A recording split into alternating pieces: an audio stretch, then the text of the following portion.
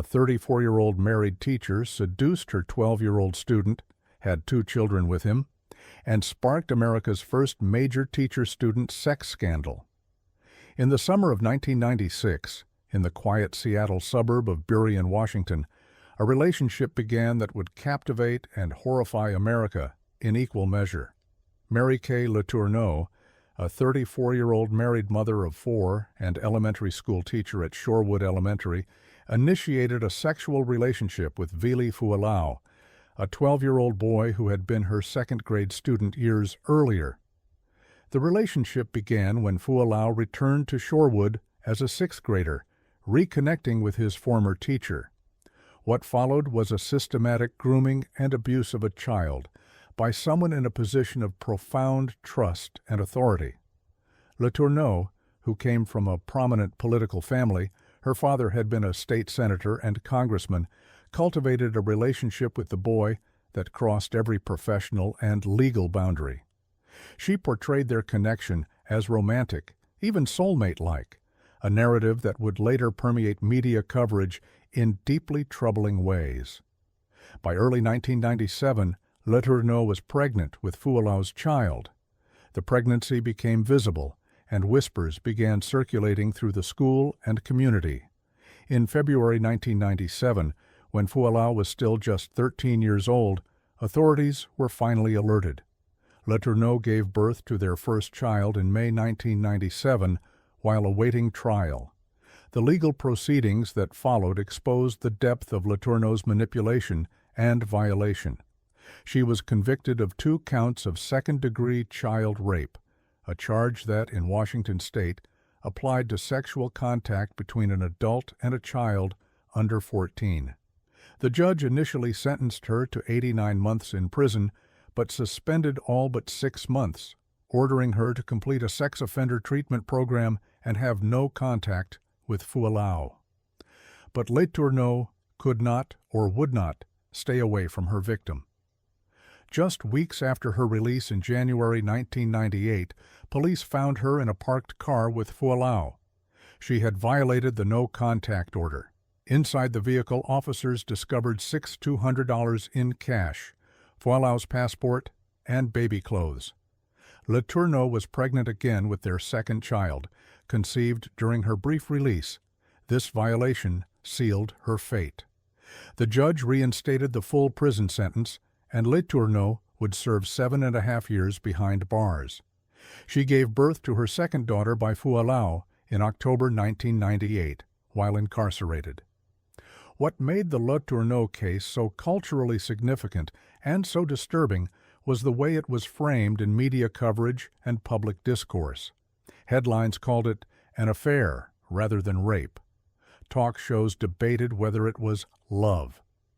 Letourneau herself insisted that their connection was consensual and special, a narrative that many in the media amplified rather than challenged. The case exposed a troubling gender double standard. Would a 34-year-old male teacher who impregnated his 12-year-old female student twice have received the same sympathetic treatment? The answer, clearly, was no. Male perpetrators of teacher-student sexual abuse are rightfully condemned as predators. But Letourneau became a figure of tabloid fascination, her story sensationalized and romanticized in ways that minimized the reality of what she had done. She had raped a child, repeatedly, and used her position of authority to groom and manipulate him. Upon her release from prison in 2004, Letourneau was allowed contact with Fualau, who was by then 21. They married in 2005 in a ceremony that was covered by Entertainment Tonight and sold to media outlets. The marriage lasted until 2019, when Fualau filed for legal separation. By that time, he had begun to speak more openly about the complicated legacy of their relationship, acknowledging the profound impact it had on his life and development. In July 2020, Mary Kay Letourneau died of cancer at age 58, with Fualau reportedly by her side. Her death reignited conversations about the case and its cultural impact, how a crime against a child became a love story in the public imagination, and what that says about our collective blind spots when it comes to female perpetrators of sexual abuse. The Les Tourneaux case stands as the opening chapter in a disturbing trend that would only accelerate in the years to come. It was not the first instance of a teacher sexually abusing a student, but it was the first to receive sustained national media attention in the modern era. It revealed deep-seated biases in how we perceive female offenders and male victims, biases that continue to shape coverage and legal outcomes today. Most importantly, it should be remembered for what it actually was, not a forbidden romance, but the methodical sexual abuse of a child by an adult who held complete power over him. Vili Fualau was 12 years old when the abuse began, a sixth grader who should have been safe in his classroom. Instead, he became the victim of one of the most notorious cases of teacher sexual abuse in American history, a case that would set a template for hundreds more to follow.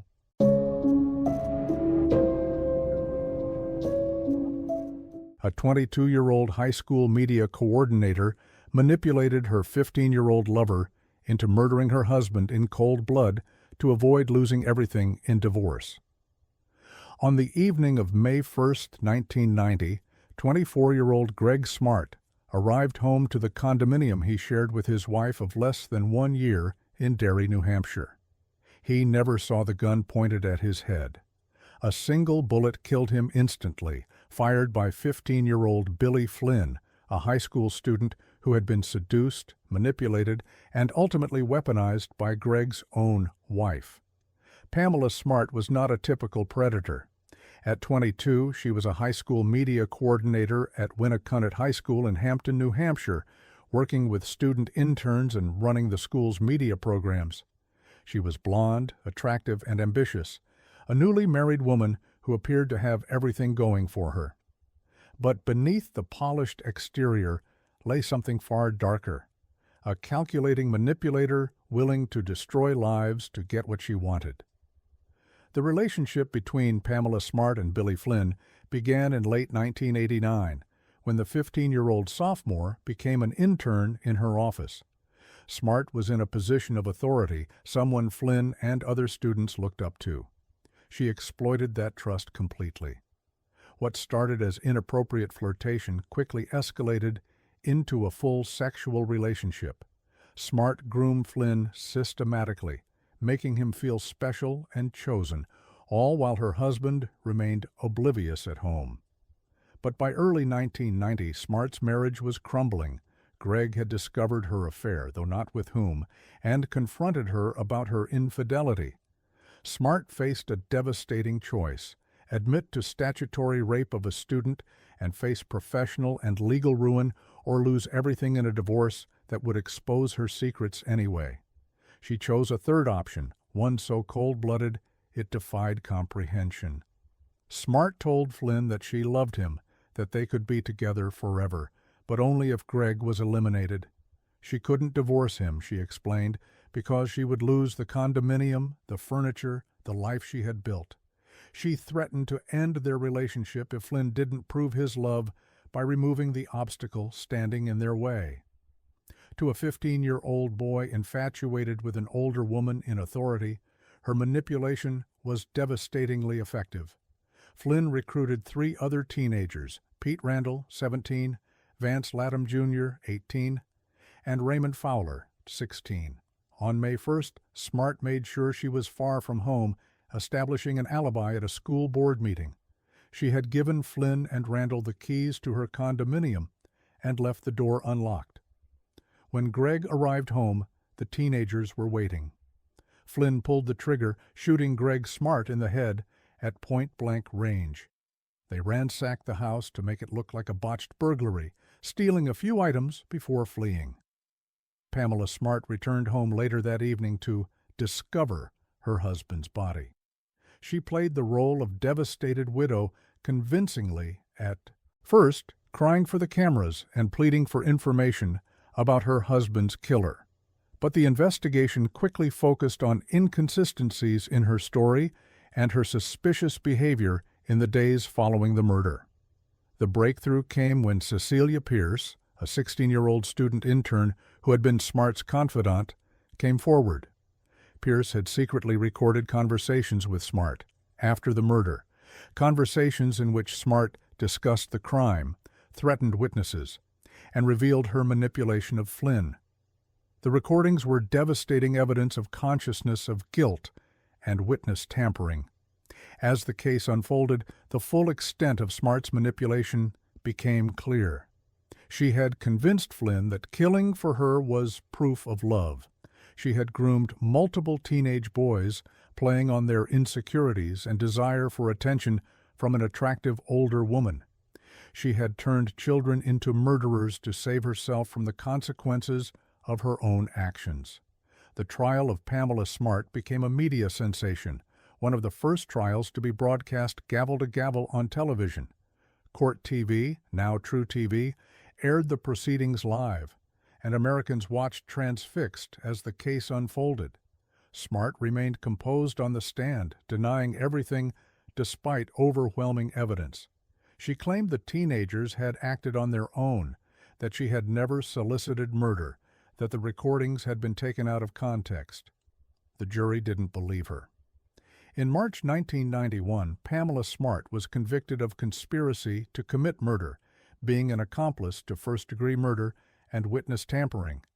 She was sentenced to life in prison without the possibility of parole, the harshest sentence allowed under New Hampshire law. Billy Flynn and his teenage accomplices testified against Smart in exchange for plea deals. Flynn, who actually pulled the trigger, received 28 years to life and was paroled in 2015 after serving 25 years. Pete Randall received the same sentence and was paroled in 2003. The other two accomplices received shorter sentences for lesser charges. All of them expressed remorse for their actions. All of them described being manipulated by Smart. For more than 3 decades, Pamela Smart maintained her innocence from behind bars. She earned bachelor's and master's degrees, eventually completing a doctorate in ministry. She became a model prisoner, teaching other inmates and participating in programs. But she steadfastly refused to accept responsibility for Greg Smart's murder, claiming she was convicted on the testimony of teenagers who made a deal to save themselves. That changed in 2024. In a stunning reversal, Smart finally acknowledged her role in her husband's death, admitting that she had manipulated Flynn and bore responsibility for what happened. The admission came too late for parole consideration. New Hampshire abolished parole for murder convictions after her case, but it represented a significant shift after decades of denial. The Pamela Smart case stands apart in the landscape of teacher-student crimes. This wasn't just about sexual abuse, though that was certainly part of it, but about a woman who so thoroughly manipulated a teenage boy that she turned him into a killer. She weaponized his adolescent infatuation and insecurity, using his vulnerability as a tool to commit murder by proxy. The case exposed how predatory educators can exploit the power differential between adult and student, not just for sexual gratification, but for far more sinister purposes. Flynn was 15, old enough to pull a trigger, but not old enough to fully comprehend how completely he was being used. Smart groomed him with the same calculated precision she later used to plan her husband's murder. The cultural impact of the case was enormous. It inspired the book and film To Die For, starring Nicole Kidman as a thinly veiled Smart character. Multiple documentaries have dissected the case. It became a cautionary tale about manipulation, betrayal, and the deadly consequences when someone in authority exploits the vulnerable. Greg Smart's family has never stopped advocating for justice, opposing Smart's release at every turn. They argue, correctly, that she orchestrated the murder of their son and brother, and that serving a life sentence is the appropriate consequence for that crime. As for Billy Flynn, he has tried to rebuild his life after parole, expressing deep remorse for what he did and acknowledging the manipulation he experienced. But that acknowledgement doesn't erase what happened. A 15-year-old boy shot a man to death because a 22-year-old woman in authority convinced him that murder was proof of love. Pamela Smart remains in prison, now in her 50s, serving a sentence that will last the rest of her life. Unlike many of the cases that would follow hers, she won't get a second chance. She won't be released to reoffend. The life she destroyed, Greg Smart's life, Billy Flynn's life, her own life, ended in that condominium on May 1st, 1990. The Pamela Smart case reminds us that teacher-student abuse isn't always about sex. Sometimes it's about power, manipulation, and control, pushed to their most extreme and deadly conclusions. It's a case where the grooming of a student didn't end in pregnancy or scandal, but in murder. And it stands as perhaps the darkest example of what happens when someone entrusted with educating children uses that trust to turn them into weapons instead.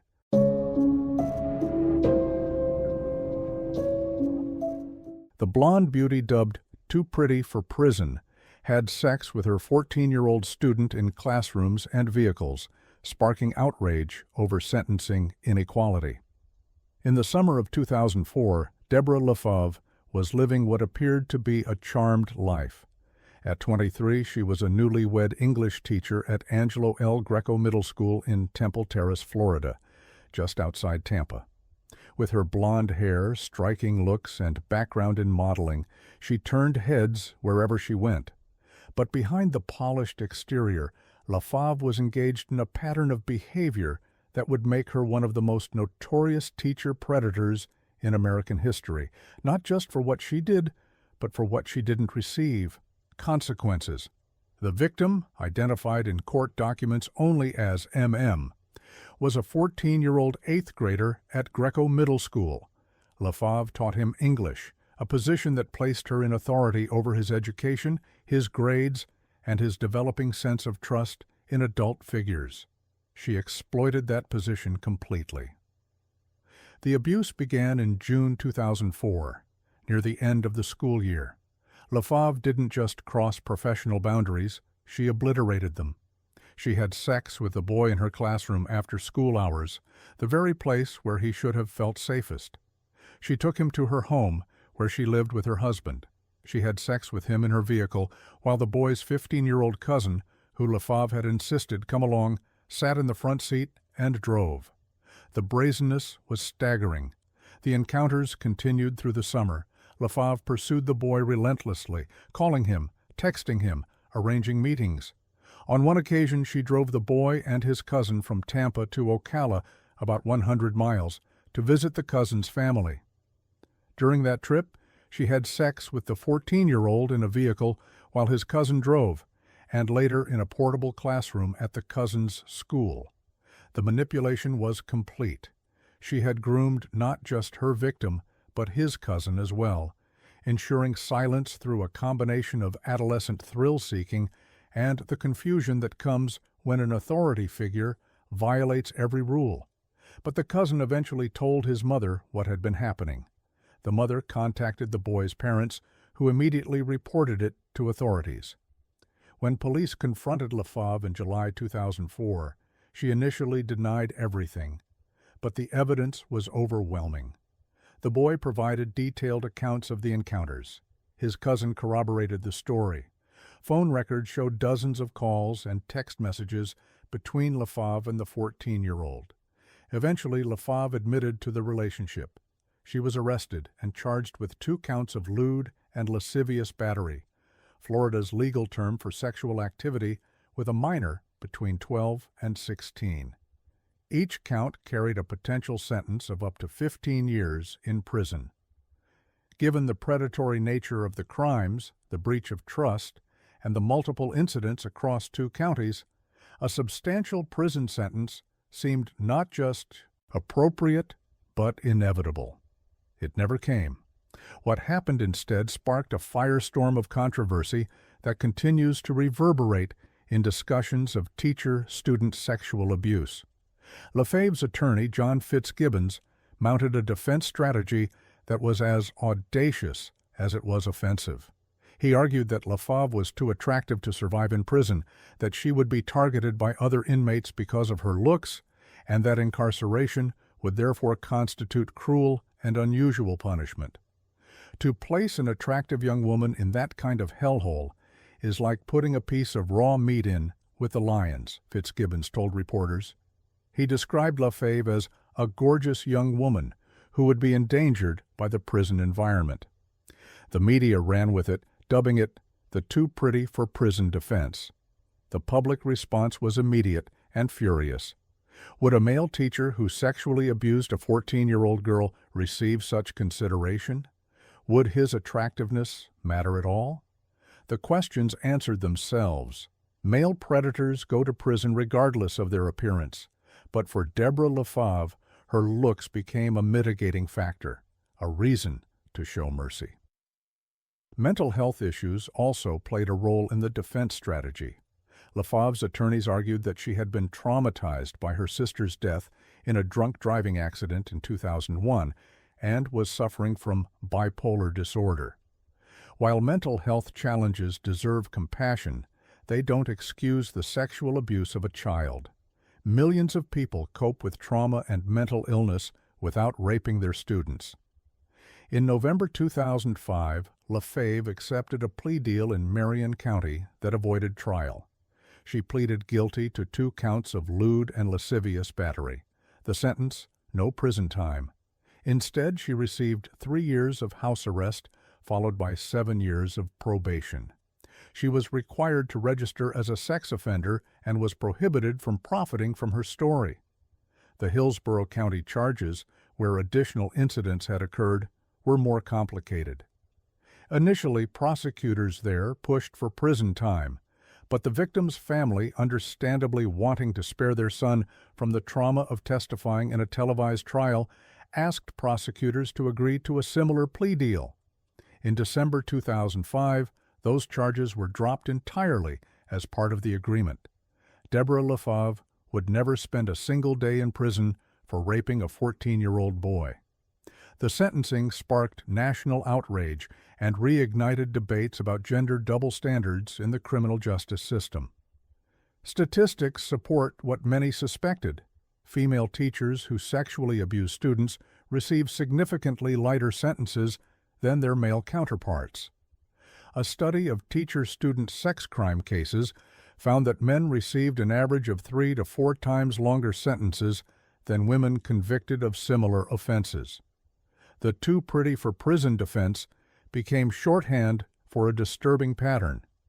Attractive female offenders, particularly those who victimize teenage boys, are treated with a sympathy and leniency rarely extended to male offenders. The implicit message is that rape by an attractive woman is somehow less traumatic, less damaging, less worthy of serious punishment. It's a message that minimizes the harm done to male victims and perpetuates toxic stereotypes about adolescent male sexuality. The victim in the LaFave case has remained anonymous, but his impact statement, read by his mother in court, made clear the profound harm done to him. He suffered depression, anxiety, and educational setbacks. His family was torn apart by the publicity and stress. His childhood ended the moment Deborah LaFave decided to treat him as a sexual object rather than a student deserving of protection.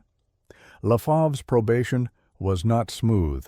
In 2008, she was found to have violated the terms by having unauthorized contact with a 17-year-old co-worker at a restaurant where she worked. In 2009, she violated probation again by living with a man who had children without notifying authorities. Her probation was extended. She finally completed it in 2014, more than a decade after the crimes. Today, Deborah LaFave lives in Florida as a registered sex offender under her maiden name, Deborah Jean Beasley. Her teaching career is over. Her marriage ended in divorce. Her face remains recognizable to anyone who followed the case, but she walks free, having never faced the prison time that her crimes warranted. The LaFave case remains one of the most glaring examples of injustice in the landscape of teacher-student sexual abuse. It exposed the uncomfortable reality that our justice system treats attractive female offenders differently than male offenders. that teenage male victims are afforded less protection and sympathy than female victims, and that privilege, whether based on gender, appearance, or both, can shield a predator from appropriate consequences. The too pretty for prison defense didn't just fail justice in this one case. It sent a message to every future victim of a female predator. Your trauma matters less. It told every attractive female teacher considering crossing boundaries, you might get away with it. It revealed a blind spot in our collective consciousness where the rape of a 14-year-old boy by his teacher can be minimized, rationalized, and ultimately excused. Deborah LaFave had sex with a 14-year-old student multiple times, in multiple locations, with brazen disregard for his well-being or the law. She groomed him, used him, and damaged him. In a just system, she would have served significant prison time. Instead, she became a cautionary tale about how justice can fail when appearance and gender matter more than the crime itself. The boy she victimized will carry those scars for life. Deborah LaFave carries only the burden of registry and public recognition, a fraction of what she deserved, and a reminder that in cases of teacher-student sexual abuse, justice remains frustratingly unequal.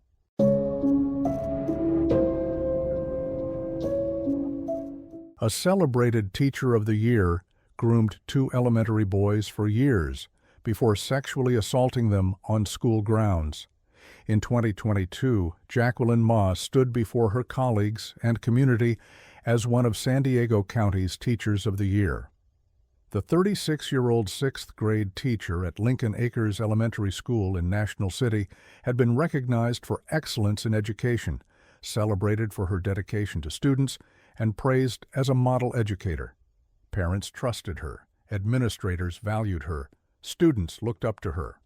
Behind that carefully cultivated image, Ma was systematically grooming and sexually abusing children. The crimes began as early as 2020, when Ma identified 2 vulnerable boys in her classroom and began the methodical process of grooming that would eventually lead to sexual assault. One victim was just 11 years old when Ma targeted him. The other was 12.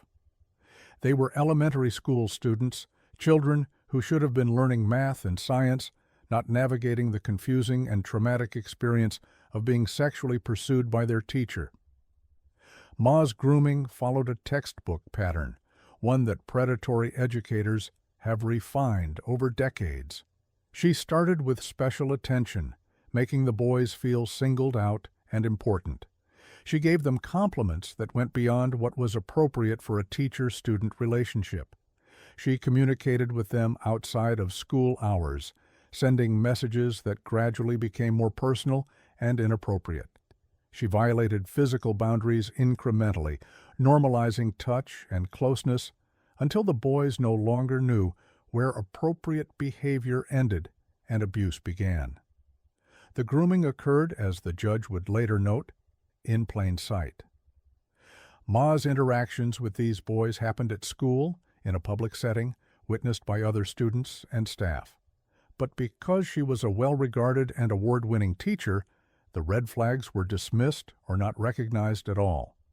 Her reputation served as camouflage, allowing predatory behavior to hide behind a facade of educational excellence.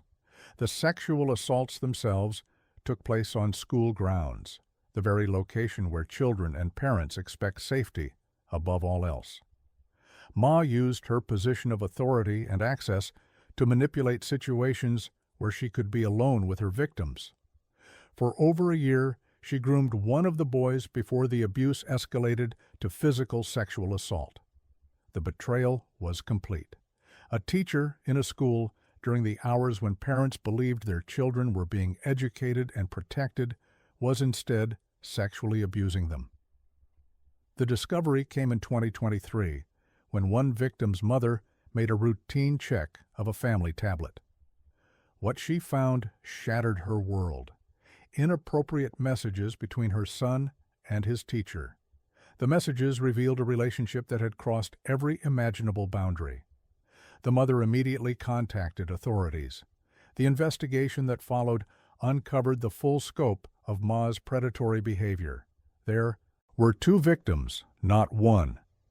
The abuse had continued for years. When police searched Ma's electronic devices, they found child sexual abuse material, evidence that her crimes extended beyond the 2 boys she had direct access to through her classroom. In October 2023, Jacqueline Ma was arrested and charged with multiple felony counts. The evidence against her was overwhelming. She pleaded guilty to 2 counts of forcible lewd acts on a child, 1 count of lewd act on a child, and possession of child sexual abuse material. The forcible designation indicated that the abuse involved force, violence, duress, menace, or fear, legal language that underscored the coercive nature of what Ma had done to these children. In January 2024, Ma was sentenced to 30 years to life in prison. The judge's remarks at sentencing captured the profound betrayal. This was a woman who had been honored as Teacher of the Year, while simultaneously abusing the very students she had been celebrated for educating. The sentence reflected the severity of her crimes and the calculated nature of her predatory behavior. The case sent shockwaves through the National City community.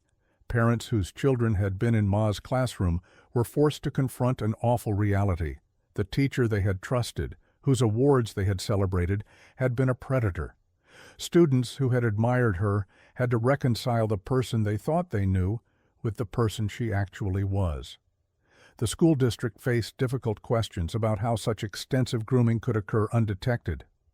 The Jacqueline Ma case illustrates one of the most dangerous dynamics in teacher-student sexual abuse, the protective shield of prestige. When a teacher has an excellent reputation, when they've won awards and received recognition, our natural instinct is to dismiss concerns about their behavior. We think, she's Teacher of the Year, she would never do something like that. That cognitive bias creates exactly the cover predators need. Research into predatory behavior shows that child sexual abusers often deliberately cultivate sterling reputations in their communities. They volunteer, they win awards, they go above and beyond in visible ways. This isn't accidental, it's strategic. A spotless reputation provides protection. People are less likely to believe allegations, less likely to report concerning behavior, and more likely to give the benefit of the doubt. Jacqueline Ma's Teacher of the Year award wasn't proof of her character. It was part of her camouflage. The victims in this case will carry the trauma of what Ma did to them for the rest of their lives. They were groomed during some of the most formative years of childhood development. They were sexually assaulted in a place where they were supposed to be safe.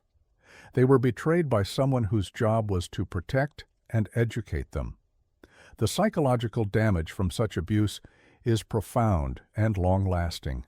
Difficulty trusting authority figures, struggles with intimate relationships, anxiety, depression, and a fractured sense of safety in the world. For the one victim whose mother discovered the messages, there may be additional complexity. Children who are groomed often don't recognize the abuse for what it is until much later. They may have felt special because of the teacher's attention. They may have thought they were in a relationship rather than being victimized. The discovery by a parent can bring feelings of shame, confusion, and guilt, even though the child bears no responsibility whatsoever for what happened. The Ma case also raises troubling questions about supervision and oversight in schools. How did a teacher groom and assault 2 students over multiple years without being detected? Were there warning signs that were missed or dismissed? Did other students witness inappropriate behavior but not report it because Ma was so respected? What systems failed that allowed this to continue as long as it did? The judge's observation that the grooming happened in plain sight is particularly chilling. It suggests that Ma's behavior was visible to others, but because of who she was and what she represented, it wasn't interpreted as predatory. This is a stark reminder that predators don't always operate in shadows. Sometimes they operate in full view, protected by reputation, and the collective unwillingness to believe that someone so celebrated could do something so monstrous. Lincoln Acres Elementary School, like every school where these crimes occur, must now grapple with institutional trauma. Students who were in Ma's class but weren't victimized may still feel betrayed and confused. Parents must reassure their children while processing their own shock and anger. Teachers must work to rebuild trust while dealing with the reality that one of their colleagues was a predator. The school's reputation has been damaged, even though administrators and other staff did nothing wrong.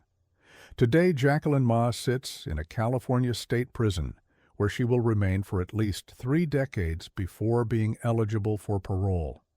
At age 36, when sentenced, she will be at least 66 before she can even be considered for release. It's a sentence that reflects the gravity of what she did and the multiple victims whose lives she damaged. But no sentence can undo the harm. The 2 boys she groomed and assaulted will live with those scars forever. Their families will carry the knowledge of what happened and the guilt of not having realized sooner, even though they bear no responsibility for Ma's crimes. The community will remember that their Teacher of the Year was actually a predator in disguise. The Jacqueline Ma case stands as a sobering reminder that awards, accolades, and reputation mean nothing when it comes to identifying predators. In fact, they can be the very things that enable abuse to continue.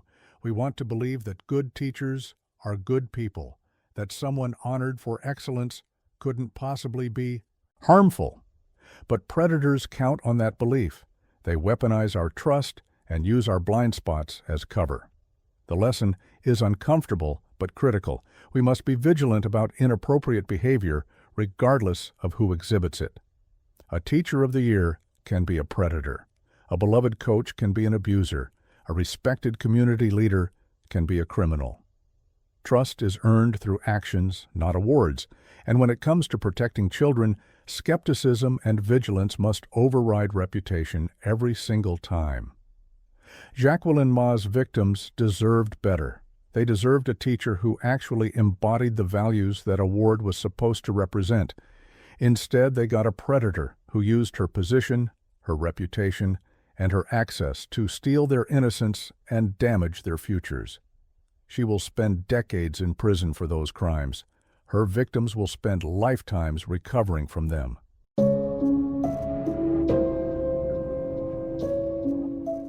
A 14-year-old student raped and stabbed his beloved math teacher 16 times, dumping her body in the woods in a recycling bin. Content warning: this case contains graphic details of extreme violence. October 22, 2013 began as an ordinary Tuesday at Danvers High School in the quiet coastal town of Danvers, Massachusetts. Colleen Ritzer, a 24-year-old second-year math teacher, arrived at school that morning with her characteristic enthusiasm and warmth. She was beloved by students and colleagues alike, the kind of teacher who stayed late to help struggling students, who made math accessible and even fun, who genuinely cared about every young person who walked into her classroom. Among those students was Philip Chisholm, a 14-year-old freshman who had recently moved to Massachusetts from Clarksville, Tennessee.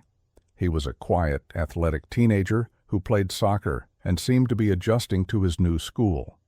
On the surface, nothing about that Tuesday suggested it would end in unspeakable horror.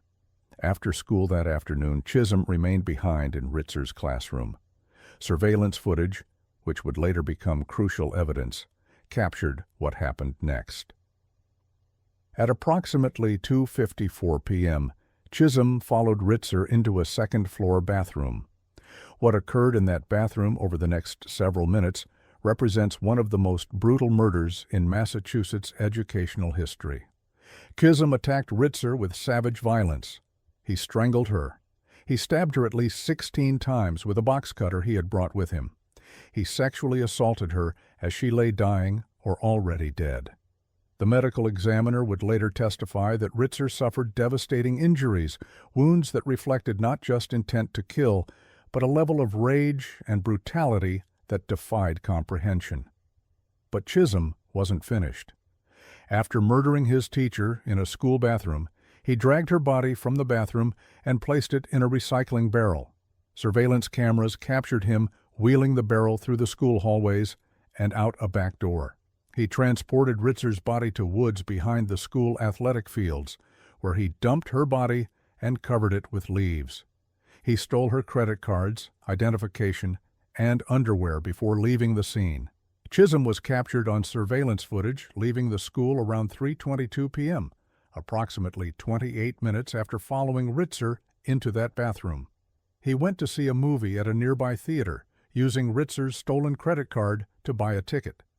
He was seen by witnesses wearing a hood pulled low over his face, acting strangely. When Ritzer failed to return home that evening, her family immediately knew something was wrong. She was reliably punctual and communicative. Her car was still in the school parking lot. By 11 p.m., she was reported missing. Police responded to the school and began reviewing surveillance footage. What they saw led them directly to Philip Chisholm. Chisholm was found walking along Route 1 in Topsfield around 12:30 a.m. He was carrying a backpack containing a bloody box cutter, women's underwear, and Ritzer's identification. When questioned, he initially denied knowledge of what had happened, but the evidence was overwhelming. At dawn, police discovered Colleen Ritzer's body in the woods behind the school, dumped in a recycling barrel like garbage. The young woman who had dedicated her life to teaching, who had stayed late that afternoon to help students, who embodied everything good about education, had been brutally murdered by one of those students. The crime shocked not just Danvers, but the entire nation. How could a 14-year-old commit such an act of calculated, brutal violence? What warning signs had been missed? Could this have been prevented? The investigation revealed some context, though nothing that fully explained the horror of what Chisholm had done. He had been dealing with his parents' separation and his family's move from Tennessee to Massachusetts. There were suggestions of mental health issues and possible psychotic symptoms. Defense attorneys would later argue that Chisholm was suffering from a severe mental illness at the time of the murder. But whatever internal struggles Chisholm faced, the evidence showed premeditation and consciousness of guilt. He had brought the box cutter to school. He had followed Ritzer into the bathroom deliberately. After the murder, he had concealed the body, stolen her belongings, and attempted to establish an alibi by going to a movie. These were not the actions of someone in a complete psychotic break from reality. Philip Chisholm was charged as an adult with first-degree murder, aggravated rape, and armed robbery. The decision to try a 14-year-old as an adult was controversial but ultimately deemed appropriate given the premeditated and brutal nature of the crime. In December 2015, after a trial that included disturbing surveillance footage and devastating testimony from the medical examiner, Chisholm was convicted on all counts. He was sentenced to life in prison with the possibility of parole after 40 years for the murder conviction, plus additional consecutive sentences for the rape and robbery convictions. Under Massachusetts law, juvenile offenders cannot receive life without parole, so Chisholm will be eligible for parole consideration when he is in his 50s, though parole is far from guaranteed. While awaiting trial, Chisholm committed another violent assault. In June 2014, while detained at a Department of Youth Services facility, he attacked a female staff member, choking her until other workers intervened. He was subsequently convicted of assault and battery with a dangerous weapon for that attack, adding to his sentence. The question of why Philip Chisholm murdered Colleen Ritzer has never been fully answered. During the trial, there was testimony about a brief classroom exchange that day in which Ritzer mentioned Tennessee, Chisholm's home state and the site of his parents' crumbling marriage, which may have triggered something in him. But that hardly constitutes an explanation for the calculated brutality that followed. Mental health experts testified for the defense that Chisholm was suffering from severe mental illness, possibly including psychotic symptoms, but prosecutors argued, and the jury agreed that Chisholm's actions showed planning, awareness, and attempts to avoid detection. Whatever psychological issues he faced, he knew what he was doing was wrong. The impact of Colleen Ritzer's murder extended far beyond her immediate family and the Danvers community. In 2014, Massachusetts passed Colleen's Law, legislation that improved school safety protocols and required schools to conduct more thorough background checks and implement better security measures. Her family established the Colleen Ritzer Memorial Fund, which provides scholarships to aspiring teachers, a fitting tribute to a young woman who loved teaching and believed in its power to change lives. At Danvers High School, students and staff struggled to comprehend how their safe learning environment had become a crime scene. Counselors were brought in. Security was enhanced. But no amount of therapy or improved protocols could restore what had been taken: a beloved teacher, a sense of safety, the innocence of a community that had believed such horror couldn't happen there. Colleen Ritzer's family has maintained dignity and grace even as they've endured unimaginable pain. They've spoken publicly about their daughter's love for teaching, her kindness, her dedication to helping young people. They've attended every court hearing, every appeal, ensuring that Colleen is remembered not just as a victim, but as the vibrant, caring young woman she was. Philip Chisholm's appeals have been consistently denied. In 2019, the Massachusetts Supreme Judicial Court upheld his convictions and sentences. In 2025, additional appeals were rejected. He remains in a Massachusetts correctional facility where he will stay for at least 4 decades. This case stands apart from the others in this narrative because it represents a reversal: a student murdering a teacher rather than a teacher abusing a student. But it belongs here as a reminder of the devastating consequences of school violence and the vulnerability of educators who dedicate their lives to working with young people. Colleen Ritzer walked into a bathroom at her school on an ordinary Tuesday afternoon and never walked out. She was murdered by a student in her care in the building where she taught during hours when she should have been absolutely safe. Her death shattered the Danvers community and raised profound questions about school safety, youth violence, and mental health. But perhaps more importantly, her life, though tragically cut short, remains an inspiration. The Colleen Ritzer Memorial Fund has helped dozens of future teachers pursue their education, ensuring that her legacy of dedication to teaching lives on. The safety improvements implemented after her death have made schools across Massachusetts safer. Her family's courage in the face of unbearable loss has shown the power of grace and resilience. Philip Chisholm will likely spend the rest of his life in prison. At 25 years old, he has already served more than a decade behind bars, with at least 30 more years to go before he can even be considered for parole. He will never be able to undo what he did or restore what he took from Colleen Ritzer, her family, and the Danvers community. The surveillance footage of that October afternoon remains sealed, too disturbing to be released to the public. But those who saw it during the trial described it as haunting. Images of a young teacher entering a bathroom, followed moments later by a student, and then the student emerging alone, wheeling a recycling barrel containing her body. It's an image of innocence destroyed and trust betrayed in the most violent way imaginable. Colleen Ritzer deserved decades more of life. She deserved to continue inspiring students, to grow as an educator, to experience everything the world had to offer. Instead, her life ended at 24, murdered by a 14-year-old who turned a school bathroom into a crime scene and a recycling barrel into a coffin. Her story serves as a heartbreaking reminder that schools, places we trust to be safe, places we send our children, and where young people dedicate themselves to education, can become sites of unimaginable tragedy.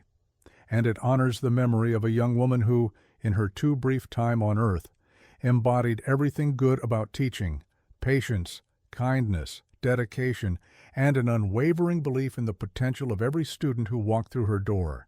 even the one who killed her.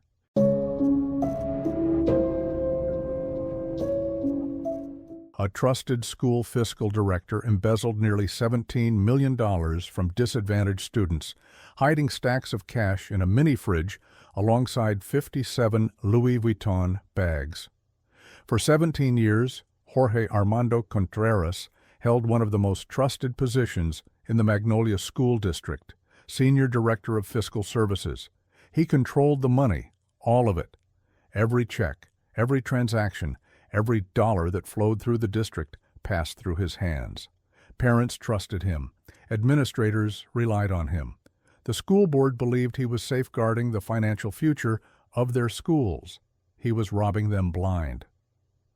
Between 2006 and 2023, Contreras systematically embezzled nearly $17 million from a school district that served some of California's most vulnerable children. 81% of students in the Magnolia School District, which serves parts of Anaheim and Stanton, are classified as socioeconomically disadvantaged. These are children whose families struggle to pay rent, put food on the table, and afford basic school supplies. The district's budget was meant to provide them with educational opportunities that could change their lives. Instead, that money bought Jorge Contreras a $1.5 million home in the upscale community of Yorba Linda, a BMW, 57 luxury designer bags, mostly Louis Vuitton, designer clothes, expensive jewelry, and premium bottles of tequila. And when federal agents raided his home in August 2023, they found something both surreal and sickening: stacks of cash stuffed into a mini fridge, sitting alongside his collection of luxury handbags. The scheme was audacious in its simplicity and staggering in its scale. Contreras had complete control over the district's financial operations with minimal oversight, a recipe for exactly the kind of corruption that unfolded. His method exploited his position of trust and his technical access to financial systems. Contreras would alter district checks by manipulating the spacing of the letters MSD, Magnolia School District, then adding fictitious payee names to the checks. He would increase the dollar amounts, making checks that should have been for routine district expenses instead payable to fake vendors or made out to names that didn't exist. He would then deposit these fraudulent checks via ATM, where the lack of face-to-face interaction reduced the risk of detection. To cover his tracks, Contreras provided falsified bank statements to district officials during audits and reviews. As the person responsible for managing the district's finances, he was essentially auditing himself, or rather, preventing any real audit from uncovering his theft. It was the perfect inside job. He had complete access, complete control, and apparently complete confidence that he would never be caught. The embezzlement intensified dramatically in 2022 and 2023, with Contreras stealing millions in just those final 2 years. Perhaps he sensed the walls closing in. Perhaps the lifestyle he'd constructed required ever larger infusions of stolen money to maintain. Or perhaps, after getting away with it for so long, he simply became bolder and greedier. The scheme finally unraveled in August 2023, when discrepancies in the district's finances were discovered during a routine review. When auditors began asking questions that Contreras couldn't answer with his falsified records, the truth began to emerge. The numbers didn't add up. Millions of dollars were missing. And all roads led to Jorge Contreras. Federal investigators moved quickly. When they executed a search warrant at Contreras' Yorba Linda home, they found evidence of a lifestyle funded entirely by stolen money meant for disadvantaged children. The $1.5 million house itself was purchased with embezzled funds. The BMW in the driveway, stolen money. The walk-in closet filled with designer clothes and shoes, stolen money.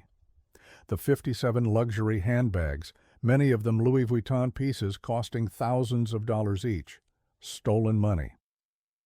And then there was the mini fridge. Inside, investigators found stacks of cash alongside the designer bags, a bizarre, almost surreal image that captured the absurdity and obscenity of Contreras' crimes. While children in his district went without adequate resources, while teachers bought classroom supplies with their own money, while families struggled to afford basic necessities, Jorge Contreras was literally stockpiling cash next to luxury handbags in a mini fridge. The scale of the theft was breathtaking. At $16.7 million, it ranks among the largest school district embezzlement cases in United States history. To put that number in perspective, the entire annual budget for some small school districts is less than what Contreras stole. That money could have funded teacher salaries, updated textbooks, improved school facilities, provided tutoring and support services, or created scholarship programs for students trying to escape poverty through education. Instead, it funded one man's grotesque lifestyle of luxury and excess. The federal charges against Contreras were damning: embezzlement, theft, and intentional misapplication of federal funds. Some of the money he stole came from federal programs specifically designed to help disadvantaged students, programs like Title I funding that provides additional resources to schools serving low-income families. Contreras didn't just steal from the district, he stole from the most vulnerable children in that district, the ones who needed that money most. In December 2023, facing overwhelming evidence, Contreras pleaded guilty to all charges. In May 2024, he was sentenced to 70 months in federal prison, nearly 6 years behind bars. He was also ordered to pay $16.7 million in restitution, though recovering that amount will likely prove impossible. Federal authorities seized approximately $7.7 million in property, including the Yorba Linda home, the BMWs, the designer bags and clothes, jewelry, and the cash from the mini fridge. But that still left nearly $10 million unaccounted for, money that was likely spent over the years on travel, dining, entertainment, and other luxuries that leave no recoverable assets. The Magnolia School District was left reeling. The financial damage was catastrophic. The district had to make emergency budget cuts, delay planned improvements, and scramble to maintain basic operations. Employees faced uncertainty about their positions. Programs were scaled back or eliminated, and all of this happened in a district where resources were already stretched thin, where every dollar was supposed to matter because the students couldn't afford for it not to. But the damage went beyond finances. Trust was shattered. Parents who had believed their children's education was being properly funded discovered that millions had been stolen. Teachers who had stretched shoestring budgets even thinner learned that there would have been money available if it hadn't been embezzled. Students who deserved better facilities, more resources, and greater opportunities were betrayed by the person who was supposed to be safeguarding their future. The case raised troubling questions about oversight and accountability in school district financial operations. How did one person maintain complete control over $17 million in embezzled funds for 17 years without detection? Where were the checks and balances? Why weren't there robust auditing procedures that would have caught these discrepancies years earlier? Who was supposed to be watching the watchman? The answers are uncomfortable. Many school districts, particularly smaller or under-resourced ones, operate with minimal financial oversight. They trust their fiscal officers because they have to. They don't have the resources for elaborate auditing systems or multiple layers of approval for every transaction. That trust creates opportunities for exactly the kind of theft Contreras committed. Moreover, Contreras had cultivated a reputation as a trusted, competent professional. He'd been with the district for 17 years. He knew the systems inside and out. When you have that level of institutional knowledge and apparent competence, people tend to trust you and stop looking over your shoulder. It's a dynamic that enabled his theft and delayed its discovery. The image of the mini fridge full of cash and luxury bags became emblematic of the case, a visual representation of the obscenity of stealing from poor children to fund a lifestyle of conspicuous consumption. While families in the district clipped coupons and skipped meals to make ends meet, Jorge Contreras was stuffing cash into a mini-fridge next to handbags that cost more than many of those families earned in a month. That mini-fridge tells the entire story in miniature. Education funds, meant to give disadvantaged children a chance at a better future, converted into luxury goods and stockpiled cash, hidden away in a wealthy suburb, while the schools and students who needed that money went without. Today, Jorge Contreras sits in federal prison, serving his 70-month sentence.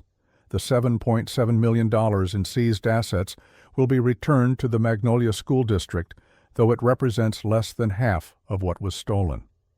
The district has implemented new financial controls and oversight procedures, safeguards that should have existed all along.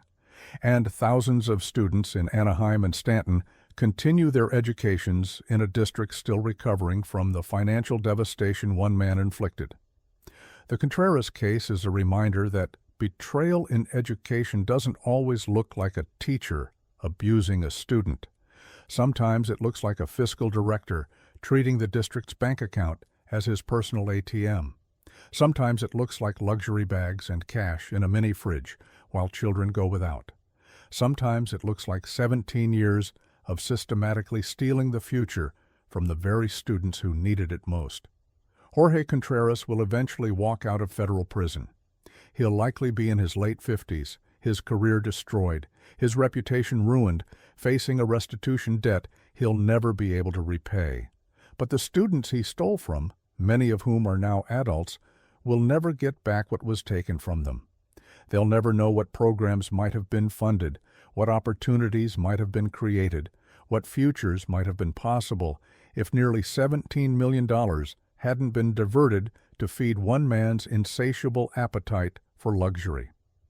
In the end, the image that lingers is that mini fridge, a small appliance stuffed with stolen cash and designer bags, sitting in a mansion bought with money meant for disadvantaged children.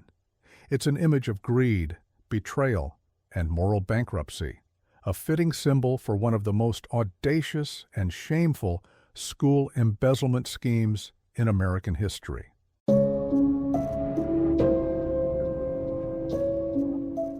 Georgia's elected state superintendent of schools embezzled public education funds to finance her failed governor's campaign and plastic surgery.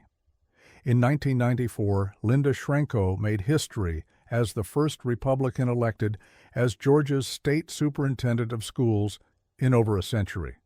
She campaigned on a platform of education reform, fiscal responsibility, and putting students first.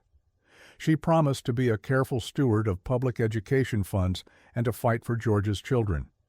Voters believed her, electing her to the state's highest education office, a position that gave her oversight of billions of dollars in education funding and authority over the education of nearly 1.5 million Georgia students. By 2002, that promise had been revealed as a lie. Schrenko wasn't fighting for Georgia's children. She was stealing from them. Between 1999 and 2002, Schrenko systematically diverted public education funds, money appropriated by taxpayers for schools, teachers, and students, into her personal bank accounts and campaign coffers. She used education dollars to finance her unsuccessful 2002 campaign for governor. She used taxpayer money to pay for facial plastic surgery. And she used her position as the state's top education official to access, manipulate, and steal funds that were supposed to be spent on Georgia's children. The scale and audacity of the theft was breathtaking. This wasn't some low-level administrator skimming from petty cash. This was the elected state superintendent of schools, the person voters had trusted to manage education funding across the entire state, treating the education budget as her personal slush fund. Schrenko had been a teacher before entering politics, which made her betrayal even more galling. She understood the challenges teachers faced, the resource constraints schools operated under, and the critical importance of every education dollar. She had stood in front of classrooms.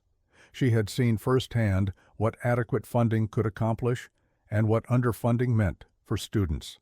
And she stole from those very students anyway. The method of her theft exploited her position of authority and trust.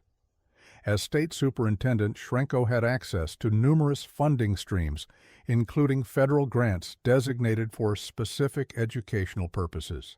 She manipulated these funds, creating false documentation and diverting money into accounts she controlled.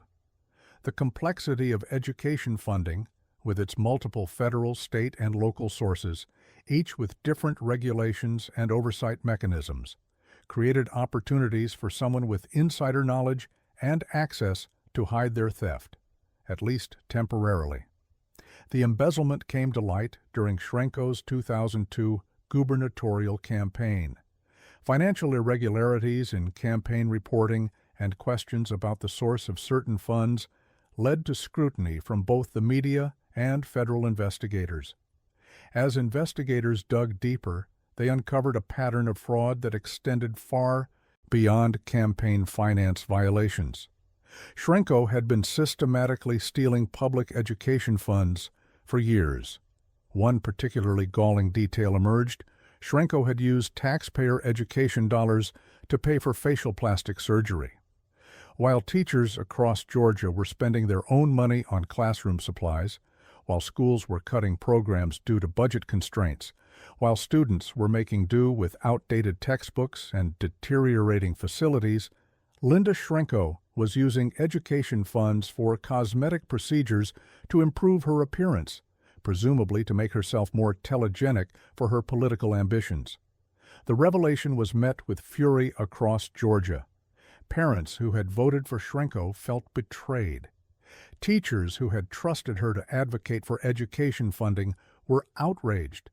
Taxpayers who had supported increased education spending discovered that some of those dollars had gone to fund a politician's vanity and ambition rather than children's education. In 2004, a federal grand jury indicted Schrenko on multiple counts of fraud and money laundering. The indictment laid out a systematic scheme to defraud the state and its taxpayers, detailing how she had diverted education funds for personal and political use over a period of years.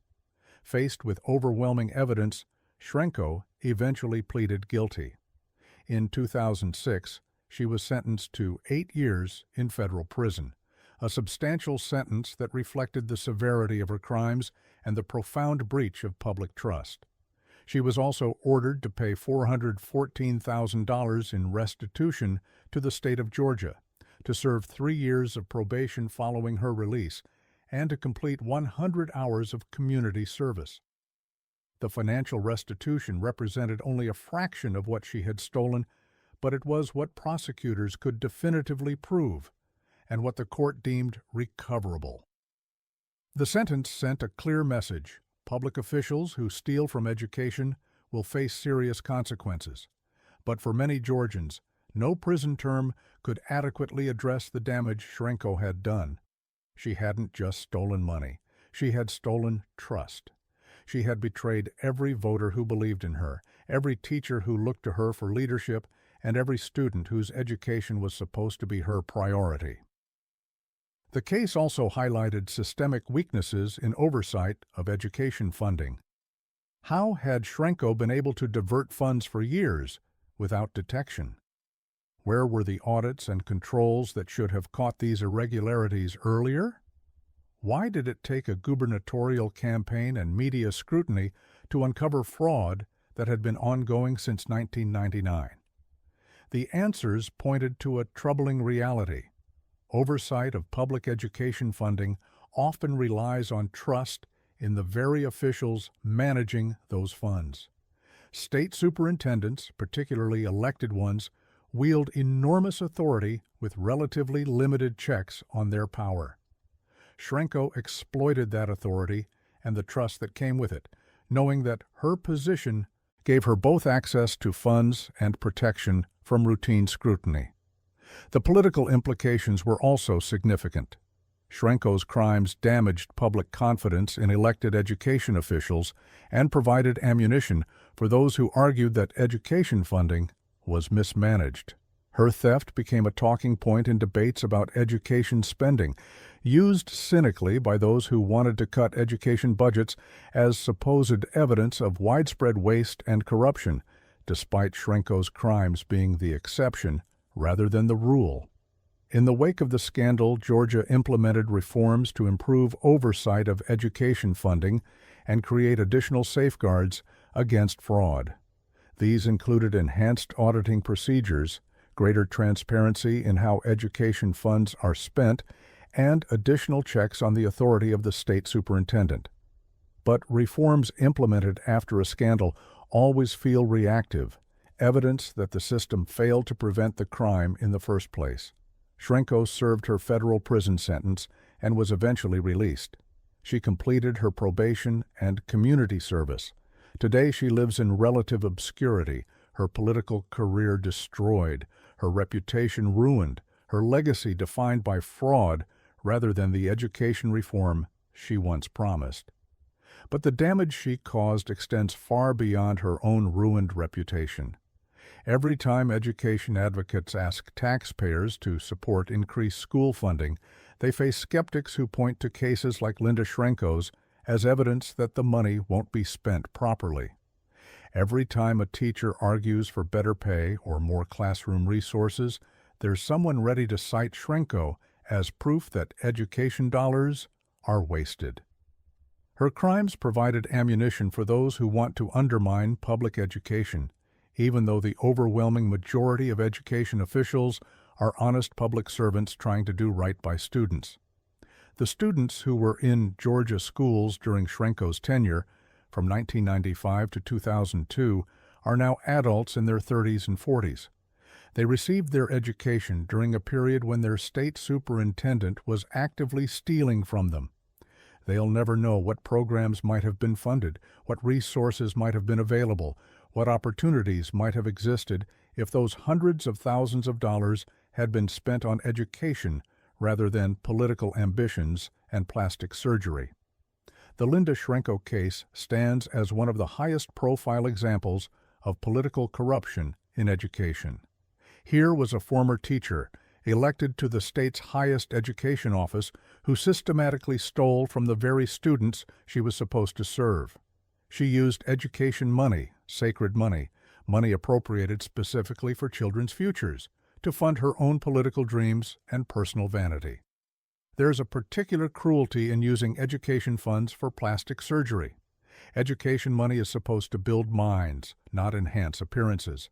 It's supposed to create opportunities for children, not political opportunities for ambitious officials. The image of Linda Shrenko undergoing facial plastic surgery paid for with taxpayer education dollars while Georgia teachers were buying pencils with their own money captures the obscenity of her crimes perfectly. In the end, Shrenko's legacy is one of profound betrayal. She campaigned as an education reformer and governed as a thief. She promised to put students first and put herself first instead. She was given a position of extraordinary trust and authority, and she exploited it for personal gain. She made history twice, once as the first Republican state superintendent of schools in Georgia in over a century, and again as one of the most corrupt education officials in state history. The first achievement has been erased by the second. When people remember Linda Shrenko now, they don't remember her election or her promises of reform. They remember the federal indictment, the guilty plea, the prison sentence, and the plastic surgery paid for with money meant for children.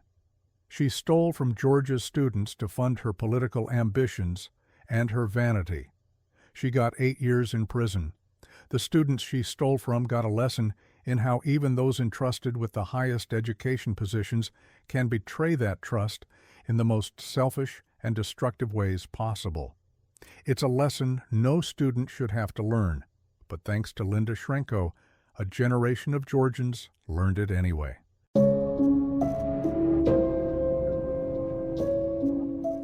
A chemistry teacher turned real-life Walter White was caught manufacturing methamphetamine with lab equipment, living out the Breaking Bad script. When Breaking Bad premiered on AMC in 2008, audiences were captivated by the story of Walter White, a mild-mannered high school chemistry teacher in Albuquerque, New Mexico, who turns to manufacturing methamphetamine after a cancer diagnosis leaves him desperate to provide for his family.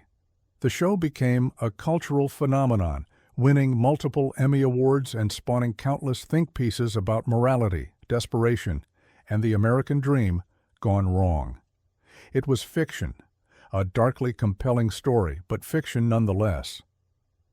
Until October 2016, when police in Las Cruces, New Mexico, just 45 miles south of Albuquerque, pulled over a 56-year-old high school chemistry teacher named John W. Goes during a routine traffic stop. What they found in his vehicle turned the plot of Breaking Bad into startling reality. Inside Gose's car sat a white styrofoam ice chest. When officers looked inside, they discovered exactly what Walter White would have carried: glassware, rubber tubing, and an assortment of chemicals used in the manufacture of methamphetamine. This wasn't a student science project gone astray. This was a mobile meth lab, and the man behind the wheel was the chemistry teacher entrusted with educating New Mexico's youth. The parallels to Breaking Bad were immediate and impossible to ignore.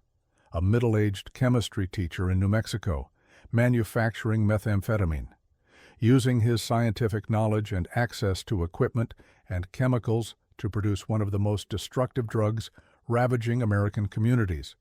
The only elements missing were a yellow hazmat suit and a former student turned partner in crime. But this wasn't television. This was real life, with real consequences for a real community. Following the traffic stop, investigators obtained a warrant to search Gose's property. What they found confirmed the worst: enough chemicals and equipment to produce approximately 1 pound of methamphetamine, a quantity with a street value exceeding $40,000. This wasn't someone experimenting with a small batch in his garage. This was production-scale manufacturing, the kind that floods communities with poison and destroys lives by the dozens. Methamphetamine is among the most devastating drugs in the American epidemic of substance abuse. It's highly addictive, destroys users' physical and mental health with terrifying speed, and leaves a wake of destroyed families and communities. The manufacturing process itself is dangerous, producing toxic fumes and waste that contaminate properties and endanger anyone nearby. Meth labs have been known to explode, causing fires that kill occupants and first responders. And John Gose, a chemistry teacher, someone who understood the science of what he was doing, who knew exactly how dangerous and destructive methamphetamine is, was making it anyway. The questions that arose were inevitable. How long had Gose been manufacturing meth? Where did he get the chemicals? Did he use his position as a chemistry teacher to acquire precursor chemicals that would have raised red flags for ordinary citizens? Did students ever notice anything unusual? Were any school resources or equipment diverted to his illegal enterprise? Unlike the fictional Walter White, who famously told his wife Skyler that he was the one who knocks, Gose offered no dramatic monologues or justifications. There was no terminal cancer diagnosis driving him to desperate measures, no poignant backstory about a brilliant chemist reduced to teaching high school while his former colleagues became millionaires. Just a middle-aged man who, for reasons that remain unclear, decided to use his chemistry knowledge to manufacture a drug that has devastated communities across America. In May 2017, Gose pleaded guilty to 4 felony counts, 2 counts of trafficking by manufacturing a controlled substance, 1 count of possession of a controlled substance, and 1 count of possession of drug paraphernalia. The plea deal reflected the serious nature of his crimes while acknowledging his cooperation with authorities. He was sentenced to 9 years in prison with 5 years suspended, meaning he would serve 4 years behind bars, followed by 5 years of supervised probation. It was a sentence that acknowledged both the severity of manufacturing methamphetamine and the absence of certain aggravating factors that might have led to a harsher punishment. There was no evidence he'd been selling to students, no indication he'd used school facilities, no victims who could directly testify to harm caused by his specific product. But make no mistake, there were victims. Every person who used the methamphetamine Gosay manufactured was a victim. Their families were victims. The community that trusted him to educate their children while he was simultaneously producing poison was victimized. The teaching profession, already struggling with public trust issues, was victimized by yet another educator whose criminal behavior reinforced negative stereotypes. The case drew immediate and widespread media attention, with virtually every news story making the Breaking Bad comparison. Real-life Walter White arrested in New Mexico became a standard headline template. The coincidence was simply too perfect, or rather, too perfectly awful to ignore. Here was life imitating art in the most literal and disturbing way possible. But the comparison, while irresistible, also risked trivializing the real harm Gosay caused.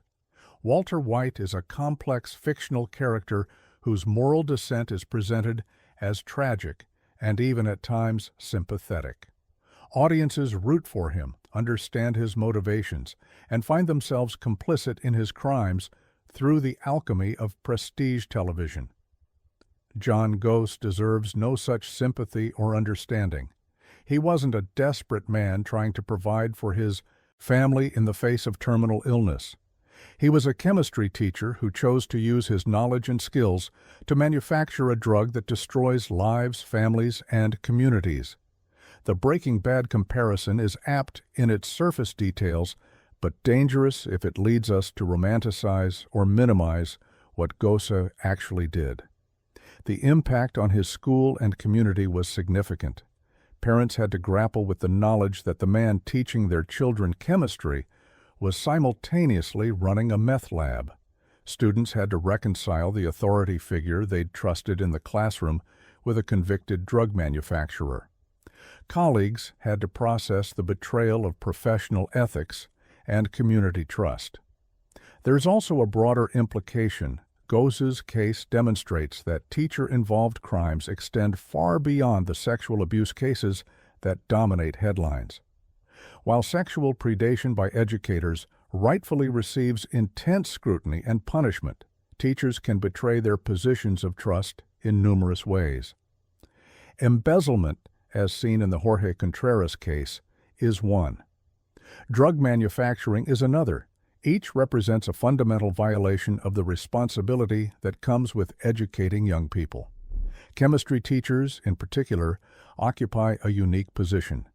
They have specialized knowledge of how chemicals interact, how substances can be synthesized, and how to safely handle dangerous materials. That knowledge is meant to be used to educate the next generation of scientists, to inspire curiosity about the natural world, and to demonstrate the power of systematic inquiry. When a chemistry teacher uses that knowledge to manufacture methamphetamine, it represents not just a legal violation, but a perversion of education itself. Today, John Gosay has completed his prison sentence and probation. He's no longer teaching. His teaching license was revoked, and no school district would hire him even if it weren't. He's presumably trying to rebuild some kind of life in the aftermath of his conviction, though it's hard to imagine what that life looks like for a former educator convicted of manufacturing one of society's most destructive drugs. The students he taught before his arrest are now in their 20s, presumably building careers and lives of their own.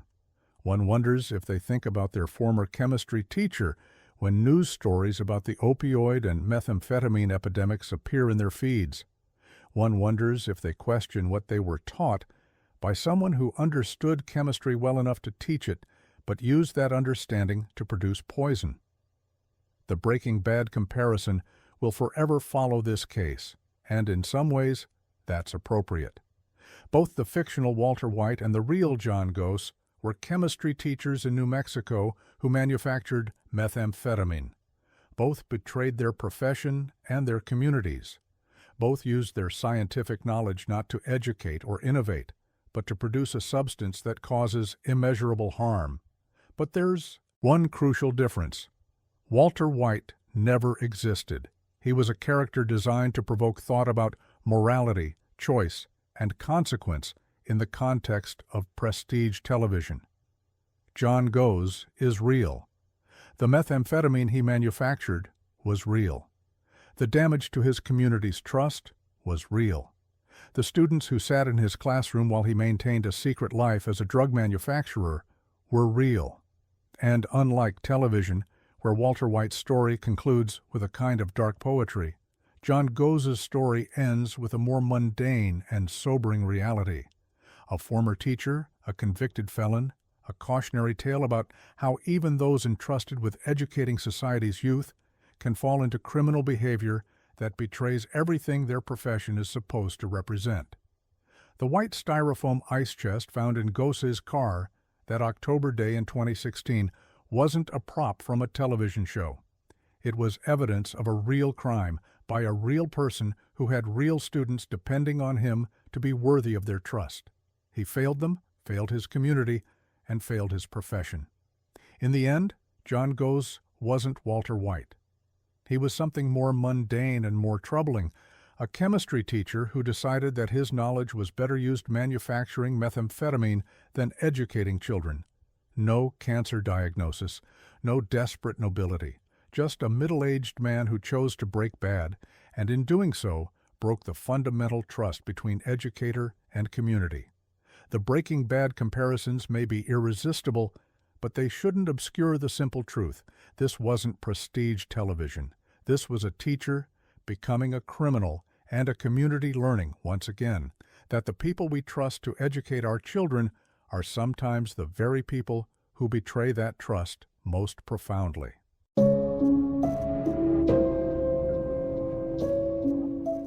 A Buffalo teacher ran a 20-year marijuana operation from his home, growing and distributing drugs while maintaining assault rifles and stockpiled currency. For 2 decades, Michael Masecchia lived a meticulously constructed double life. By day, he was a respected teacher in the Buffalo Public Schools system, educating children in one of New York's largest urban school districts. He showed up for work, taught his classes, attended faculty meetings, and collected a taxpayer-funded salary.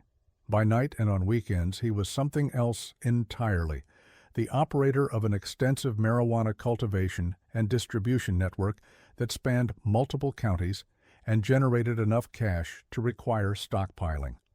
For 20 years, from 1999 to 2019, Masecchia maintained this duplicitous existence. 2 decades of teaching while trafficking drugs, 2 decades of standing in front of classrooms while running grow operations, 2 decades of parents trusting him with their children while he built a criminal enterprise, and for 20 years he got away with it. The operation was discovered in 2019 when law enforcement finally caught up with Masecchia. What they found when they raided his home in Williamsville, an upscale Buffalo suburb known for excellent schools and safe neighborhoods, painted a picture of a sophisticated criminal operation that had been hiding in plain sight for years. Inside Masecchia's Main Street residence, investigators discovered nearly $28,000 in cash, the kind of money that doesn't accumulate from a teacher's salary, even over years of saving. They found 7 firearms, 2 rifles, 5 shotguns, and a pistol, along with substantial quantities of ammunition. They found marijuana, suspected cocaine, steroids, hypodermic needles, THC edibles, cannabis syrup, drug paraphernalia, and 4 cell phones, the hallmarks of an active drug distribution operation. But the Williamsville residence was just the beginning. Masecchia's marijuana-growing operations were located in rural Cattaraugus County, specifically in Ellicottville and Franklinville, small towns about an hour south of Buffalo where large-scale cultivation could operate with less scrutiny than in suburban Williamsville. He had built a network that spanned multiple locations, allowing him to grow product in rural areas while living and presumably distributing in the more populated Buffalo suburbs. The firearms were particularly troubling. According to court documents, Masecchia possessed weapons specifically to protect himself, his drug proceeds, and his stored marijuana. This wasn't someone casually smoking marijuana in his basement.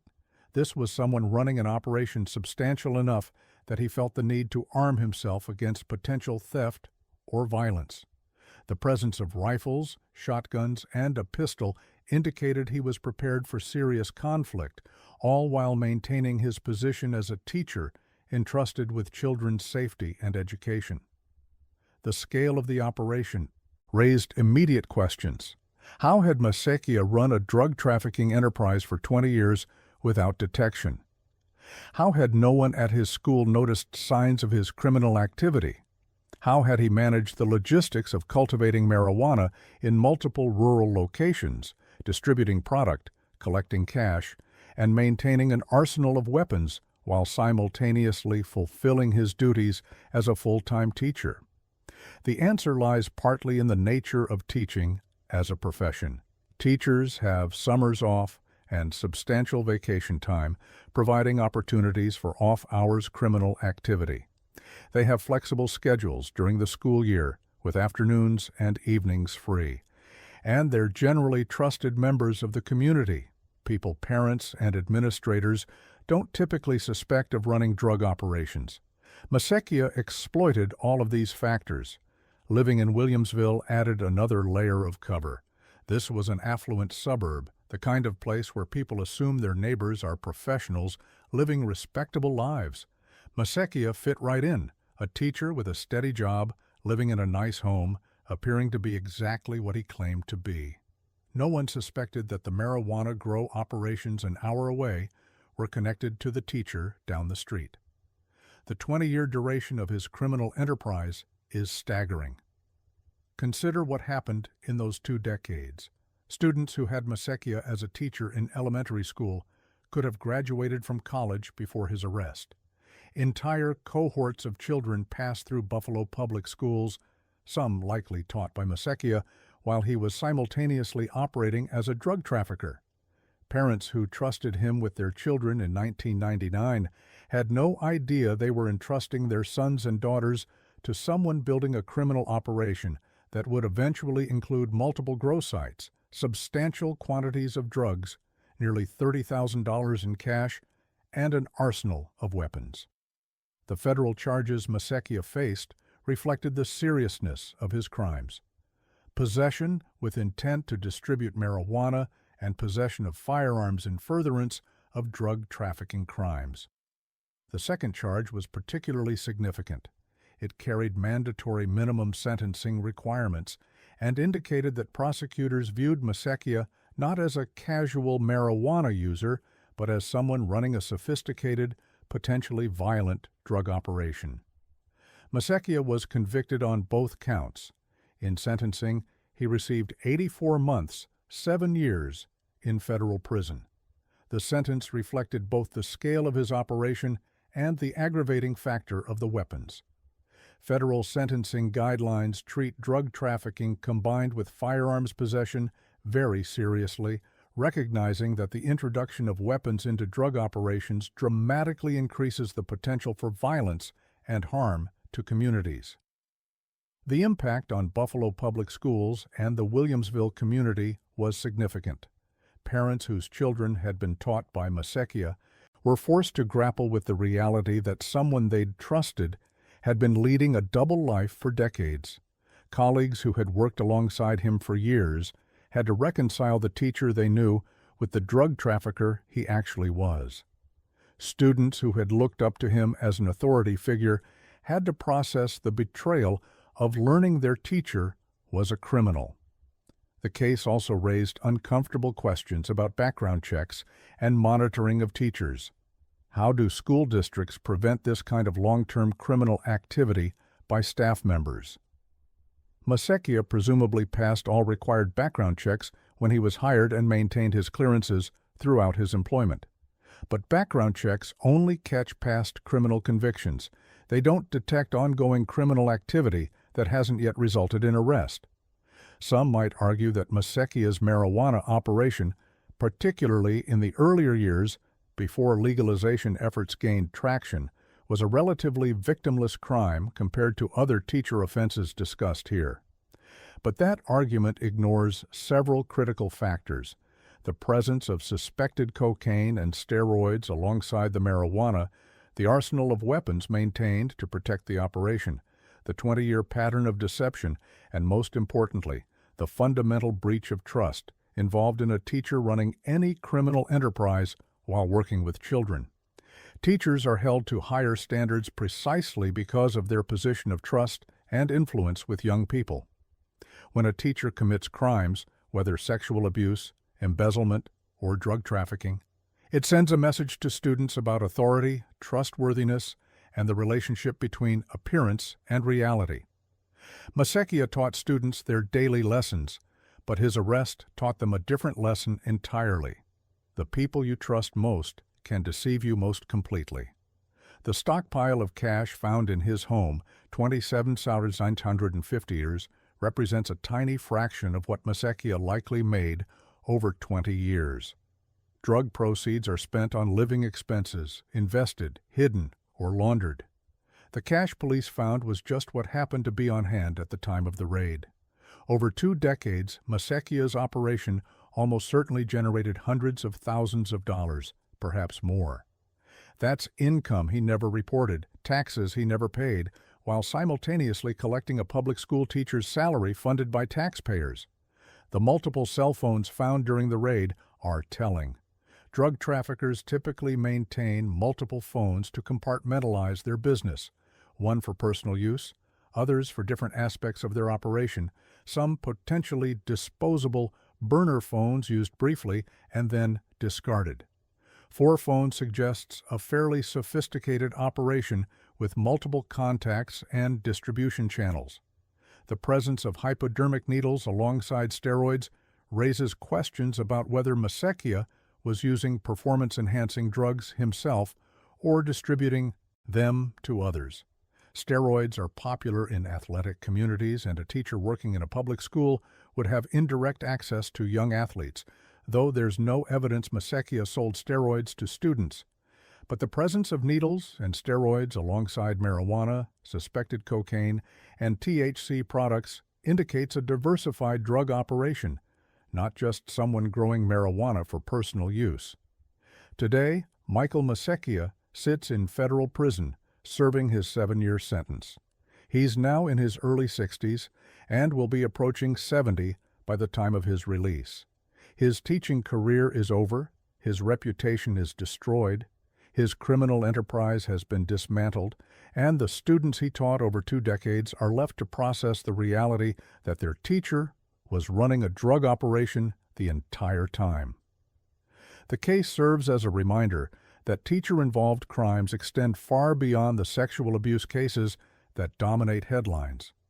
Teachers can be embezzlers, drug manufacturers, or, as in Masekia's case, long-term drug traffickers who maintain elaborate double lives for decades.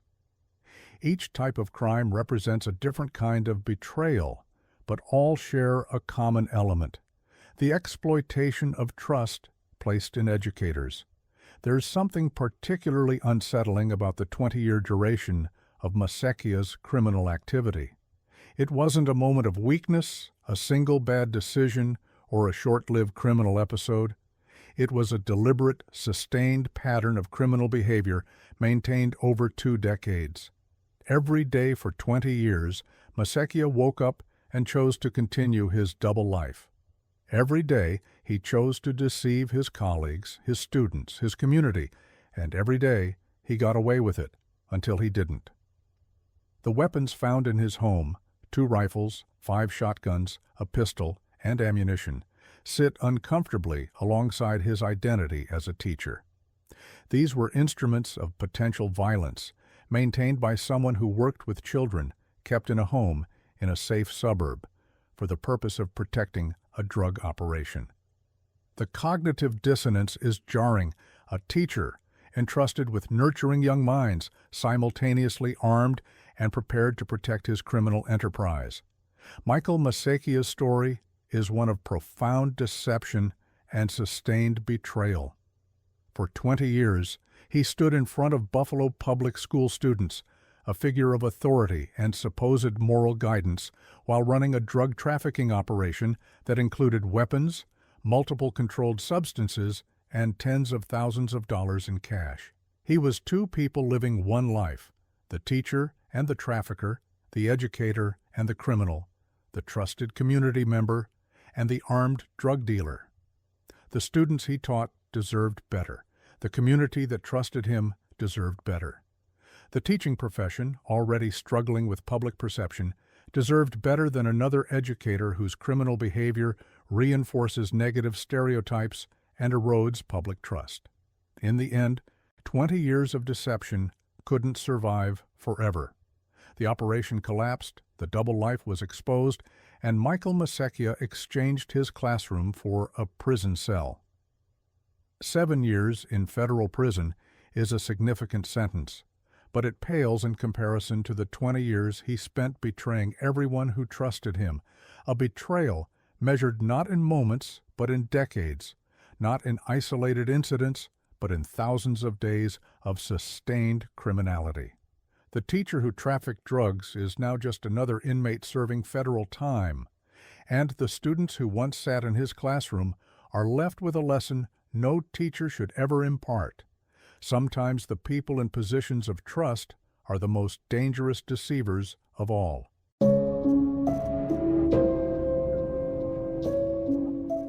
A first-grade teacher left her classroom midday to sell fentanyl that killed a D.C. man, conducting drug deals while supposedly educating young children.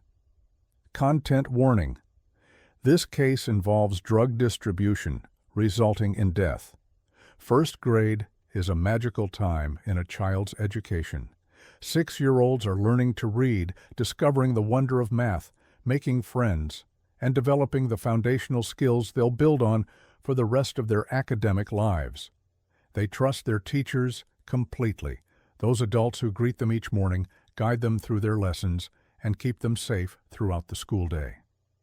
At Charles Drew Elementary School in Silver Spring, Maryland, those first graders had a teacher named Sarah McGeed.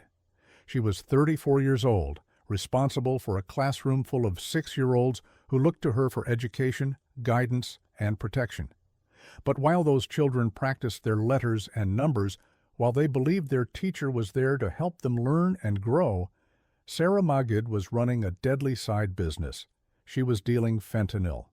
The case that would eventually expose McGeed's double life began in March 2024, when a man in Washington, D.C. died from fentanyl toxicity. Fentanyl is a synthetic opioid approximately 50 times more potent than heroin and 100 times more potent than morphine. It's the deadliest drug in America's ongoing opioid epidemic, killing tens of thousands of Americans each year. A dose as small as 2 milligrams, equivalent to just a few grains of salt, can be lethal. The man who died in March had purchased fentanyl from Sarah McGeed. While investigators worked to identify the source of the fatal drugs, McGeed continued teaching first grade, continued dealing narcotics, and continued living her double life. For months, no one knew that the cheerful first-grade teacher was simultaneously a drug trafficker whose product had already killed someone. The break in the case came in July 2024, when police received a tip that seemed almost too disturbing to believe. A teacher at Charles Drew Elementary was leaving her classroom during the school day to sell drugs outside the school building. The tipster provided specific information. This wasn't vague gossip or unfounded speculation. Someone had witnessed something concrete enough to report to authorities. Montgomery County Police launched an investigation immediately. What they uncovered was even worse than the initial tip suggested. McGeed hadn't just left her classroom once or twice for drug deals. She had been trafficking various narcotics, including fentanyl, for months, while maintaining her position as a first-grade teacher.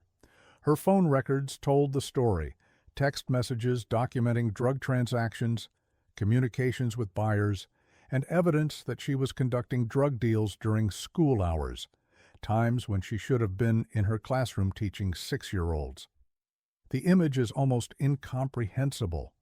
A first-grade teacher checking her phone between lessons to coordinate fentanyl sales, reading bedtime stories to 6-year-olds while planning deadly drug transactions, walking out of her classroom, leaving her students to meet buyers and exchange narcotics for cash, then returning to those same students as if nothing had happened, resuming the role of caring educator while carrying the proceeds from drug sales that would ultimately kill people.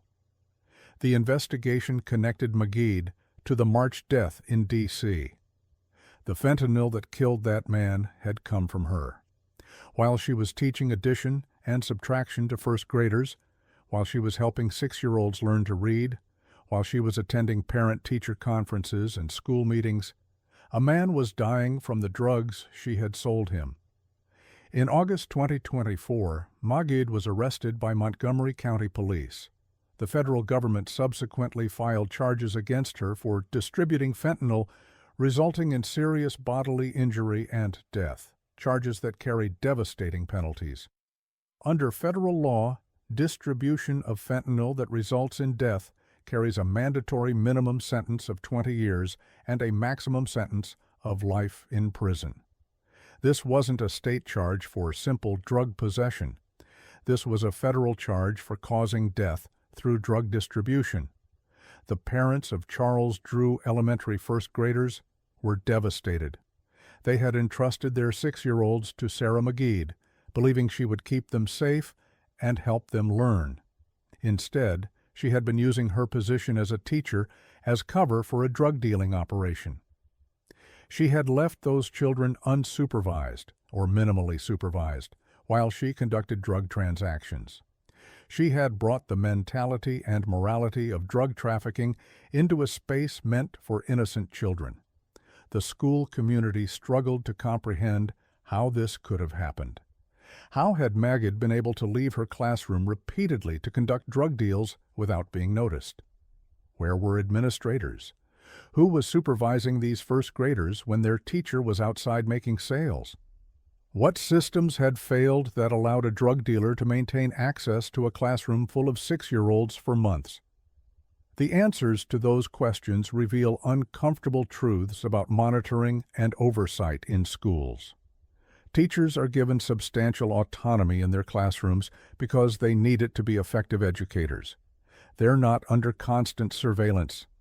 They're trusted to be where they're supposed to be, doing what they're supposed to be doing. Magid exploited that trust completely. First graders are among the most vulnerable students in any school.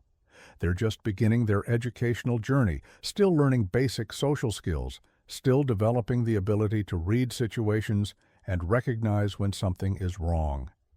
If Magid left her classroom, those 6-year-olds likely didn't understand the significance. They might have thought she was running an errand, speaking with another teacher, or handling adult business they didn't need to understand. They certainly didn't know she was outside selling fentanyl. The federal charges Magid faces reflect the gravity of her crimes. Distributing fentanyl resulting in death is one of the most serious drug offenses in federal law, treated with severity comparable to murder because the consequences are identical. Someone died. The mandatory minimum of 20 years ensures that, if convicted, Magid will spend at least 2 decades in federal prison, time during which the first graders she taught in 2024 will grow into adults. The case has drawn comparisons to other teacher criminal cases, but there's something uniquely disturbing about Magid's alleged crimes. Linda Shrenko embezzled money, terrible, but not directly physically harmful. John Goze manufactured methamphetamine, awful, but without a specific identified victim who died. Michael Masecchia ran a marijuana operation, illegal and deceptive, but marijuana doesn't typically cause overdose deaths. Sarah Magid allegedly sold fentanyl that killed someone, and she did it while teaching first grade. while responsible for the care and education of 6-year-olds during school hours, leaving her classroom to conduct transactions that would ultimately result in death. The combination of teaching young children while dealing deadly drugs represents a level of compartmentalization and moral bankruptcy that's difficult to fathom. The fentanyl crisis in America has killed hundreds of thousands of people. It's devastated families, destroyed communities, and overwhelmed emergency services. The Drug Enforcement Administration reports that fentanyl is now the leading cause of death for Americans aged 18 to 45. Every dealer who distributes fentanyl contributes to this epidemic, but there is something particularly obscene about a first-grade teacher, someone society trusts to nurture and protect children, profiting from the distribution of America's deadliest drug. The man who died in March 2024 was someone's son, perhaps someone's father, brother, or friend. His family mourns him, and according to federal prosecutors, his death was caused by fentanyl sold by a woman who spent her days teaching 6-year-olds to read. The contrast is almost too stark to process. Life and death, innocence and corruption, education and destruction, all embodied in one person living two completely incompatible lives. Charles Drew Elementary School, like every school touched by teacher criminality, must now rebuild trust with parents and students. The school is named after Dr. Charles Richard Drew, a pioneering African-American surgeon and researcher who saved countless lives through his work on blood transfusions and blood banking. The irony of a deadly drug dealer working at a school named for a man who dedicated his life to saving lives is not lost on the community. As of late 2024, Magid's case remains pending trial. She is presumed innocent until proven guilty, and the evidence will be tested in court. But the allegations against her, documented in phone records, supported by witness testimony, and connected to a man's death, are devastating. If convicted, she faces a minimum of 20 years and potentially life in federal prison. The first graders she taught in 2024 will carry forward without her. They'll have a new teacher, one who hopefully embodies the values and dedication the profession demands. Most of them are too young to fully understand what happened, that their teacher was arrested for selling drugs that killed someone. Perhaps that's a mercy. The innocence of 6-year-olds shouldn't be shattered by the knowledge that their teacher was dealing fentanyl, but some will remember. They'll remember Ms. Magid leaving the classroom. They'll remember her checking her phone constantly. They'll remember the day she didn't come back to school. And as they grow older and learn what happened, they'll understand that the teacher they trusted was living a lie, that the person responsible for their safety was simultaneously contributing to one of America's deadliest public health crises. The parents who sent their children to Charles Drew Elementary in 2024 deserve answers. How did this happen? How long was it going on? Was their children's safety ever compromised? Were students ever exposed to drugs or dangerous situations? These questions haunt every parent whose child sat in Sarah Magid's first-grade classroom. The mandatory minimum 20-year sentence that Magid faces if convicted seems appropriate given the allegations. She allegedly dealt drugs that killed someone while simultaneously teaching first grade, leaving her classroom to conduct transactions and betraying every principle the teaching profession represents. 20 years ensures she won't return to a classroom full of vulnerable children. 20 years gives the community time to heal and rebuild trust. 20 years acknowledges that causing death through drug distribution while working as an elementary school teacher represents one of the most profound betrayals of public trust imaginable. But no sentence can restore the life of the man who died in March. No amount of prison time can erase the damage done to the Charles Drew Elementary community. No punishment can undo the betrayal felt by parents who trusted their 6-year-olds to someone who was allegedly dealing fentanyl during school hours. Sarah Magid's case represents perhaps the darkest intersection of education and criminality. a teacher of the youngest, most vulnerable students, allegedly dealing the deadliest drug in America, causing a death while simultaneously shaping young minds. It's a case that defies easy comprehension because the two identities, caring first-grade teacher and lethal drug dealer, seem impossibly incompatible. Yet according to federal prosecutors, Magid was both. She taught 6-year-olds their ABCs while dealing fentanyl. She helped children learn to read while selling drugs that would kill. She left her classroom full of innocent first-graders to conduct transactions in one of America's deadliest epidemics. If the allegations are proven true, Sarah Magid didn't just betray her students, their parents, and her profession. She betrayed the fundamental compact between society and educators, that teachers will protect children, nurture their development, and model ethical behavior. Instead, she allegedly modeled the opposite: how to live a double life, how to value profit over human life, how to exploit trust for criminal gain. The first graders at Charles Drew Elementary deserved better.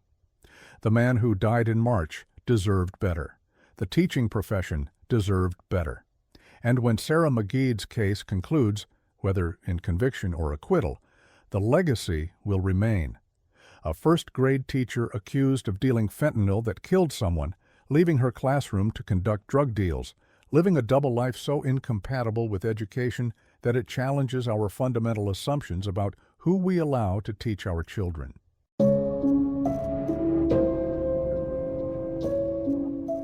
An Arizona agricultural teacher groomed 2 teenage girls for sexual relationships and was sentenced to nearly 2 centuries behind bars. In October 2024, Corey Kapahulehua stood in a Maricopa County courtroom and heard a sentence that effectively ended his life: 187 years in prison.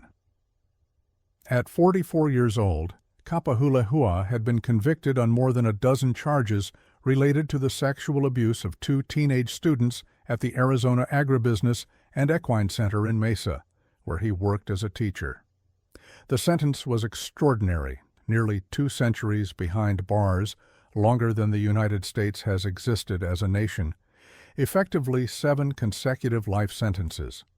The message from the court was unmistakable. Society will no longer tolerate teachers who prey on students.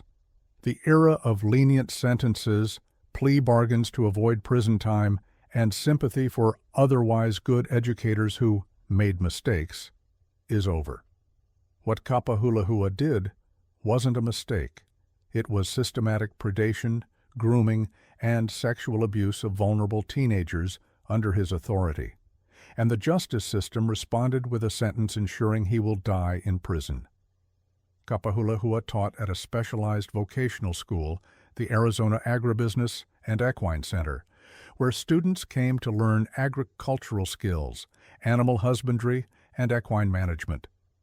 These were students with specific career interests, often from rural backgrounds pursuing hands-on education in fields they were passionate about. They came to learn about farming, livestock, and horses. Instead, 2 of them encountered a predator. The victims were 14 and 17 years old when Kapahulehua began grooming them. Prosecutors emphasized that he used his position as a teacher to groom these students and take advantage of their trust. This wasn't a case of spontaneous attraction or blurred boundaries. This was calculated manipulation by someone who understood exactly what he was doing and how to exploit the power differential between teacher and student. Grooming is a term that has become more widely understood in recent years, but it's worth explaining precisely what it means. Grooming is the process by which an abuser prepares a victim for sexual abuse. It typically involves building trust, creating emotional dependency, isolating the victim from other support systems, gradually normalizing inappropriate behavior, and ultimately engaging in sexual contact that the victim may not even recognize as abuse until much later. Teachers are uniquely positioned to groom students. They have regular access, built-in authority, and often occupy a trusted place in students' lives. A teacher who wants to abuse a student can use academic help as a pretext for one-on-one time. They can offer emotional support that creates dependency. They can give special attention that makes a vulnerable teenager feel uniquely valued. They can gradually cross boundaries, a compliment here, a touch there, inappropriate conversation, private communication, until sexual contact becomes the inevitable culmination of a carefully orchestrated process. The fact that Kapahulehua had 2 victims indicates a pattern. This wasn't an isolated incident of boundary violation with one student. He targeted multiple girls, groomed multiple victims, and engaged in sexual relationships with multiple teenagers under his authority. That pattern demonstrates serial predatory behavior, someone who viewed his teaching position not as a sacred trust, but as access to potential victims. The details of the abuse, while not fully public, were severe enough to result in more than a dozen criminal charges and conviction on all counts. The charges likely included various degrees of sexual conduct with minors, sexual abuse, and potentially additional counts related to exploitation of a position of trust. Each charge represented a separate incident or type of abuse, and each carried its own potential sentence. The 187-year sentence represents the court's decision to stack these sentences consecutively rather than concurrently. When sentences run concurrently, an offender serves them simultaneously. Multiple 10-year sentences served at the same time still result in just 10 years behind bars. When sentences run consecutively, they're served one after another. Multiple 10-year sentences become 20, 30, 40 years or more. The judge in Kapahulehua's case chose consecutive sentencing, ensuring that each crime carried its own full weight of punishment. This sentencing approach reflects a growing recognition that serial predators who abuse multiple victims over extended periods deserve cumulative punishment. Each victim deserves justice. Each act of abuse deserves consequences. Kapahulehua didn't commit one crime. He committed dozens of acts of abuse against 2 different teenage girls. The 187-year sentence acknowledges the multiplicity of his crimes and the severity of each individual act. The sentence also reflects changing attitudes toward teacher sexual abuse. For decades, as cases like Deborah LaFave and Mary Kay Letourneau demonstrated, teachers who sexually abused students, particularly female teachers, often received shockingly lenient sentences. House arrest instead of prison, a few years instead of decades, sympathy instead of condemnation. The Kapahulehua sentence represents a dramatic shift. 187 years, no possibility of parole, death in prison as the only release. The 2 victims in this case showed tremendous courage in coming forward. Reporting sexual abuse by a teacher is extraordinarily difficult. Victims often struggle with confusion about what happened. Was it abuse or a relationship? They face skepticism from adults who don't want to believe a trusted teacher could be a predator. They worry about not being believed, about being blamed, about the disruption reporting will cause to their lives and their school. Many victims never report at all, carrying the trauma in silence for years or decades. These 2 girls reported. They went through the invasive process of disclosure to authorities, the trauma of investigation and evidence collection, and the difficult experience of participating in prosecution. Their courage ensured that Kapahulehua couldn't victimize anyone else and that justice could be served. The 187-year sentence vindicates their decision to come forward and sends a message to other victims. You will be believed, your abuser will be held accountable, and the system will take your trauma seriously. The impact on the Arizona agribusiness and equine center community was significant. This was a specialized vocational school, likely with a close-knit community of students, teachers, and families united by shared interests in agriculture and equine studies. The revelation that a teacher had been sexually abusing students shattered that community's sense of safety and trust. Students who had studied under Kapahulehua had to reconcile the teacher they knew with the predator he actually was. Parents had to process the knowledge that they'd entrusted their children to someone who violated that trust in the most devastating way possible. Agricultural and vocational programs often involve hands-on learning, field trips, after-hours activities for animal care, and situations where teachers and students work closely together in less formal settings than traditional classrooms. These circumstances, while valuable for education, also create opportunities for grooming and abuse. Schools must balance the educational benefits of close teacher-student relationships with robust safeguards against predatory behavior. At 44 years old when sentenced, Kapahulehua will never see freedom again. He will spend every remaining day of his life in an Arizona Department of Corrections facility. He will never teach again. He will never have access to vulnerable teenagers again. He will die in prison decades from now, his entire adult life consumed by the consequences of his crimes. Some might argue that 187 years is excessive, that no one can serve such a sentence, that it's purely symbolic rather than practical. But that criticism misses the point entirely. The sentence is meant to be symbolic. It symbolizes that each act of abuse matters, that each victim deserves acknowledgement, that the cumulative weight of serial predatory behavior warrants cumulative punishment. It symbolizes that society has zero tolerance for teachers who sexually abuse students. The sentence also prevents any future possibility of early release through parole, sentence reduction, or changes in law. With an 187-year sentence, even if Kapahulehua somehow became eligible for parole after serving a percentage of his time, say 85% under Arizona law, he would still need to serve approximately 159 years before release. There is no mathematical formula, no rehabilitation program, no legal maneuver that results in Kapahulehua walking free. The sentence ensures permanent incapacitation. The contrast with earlier cases in this narrative is striking. Mary Kay Letourneau served 7.5 years for repeatedly raping a 12-year-old student. Deborah LaFave served no prison time at all. Those sentences, handed down in the 1990s and 2000s, reflected an era of lesser accountability for teacher sexual predators. The Kapahulehua sentence, handed down in 2024, reflects a new era, one where the justice system finally takes these crimes as seriously as they deserve. The two teenage girls Kapahulehua abused will carry the trauma of his crimes for the rest of their lives.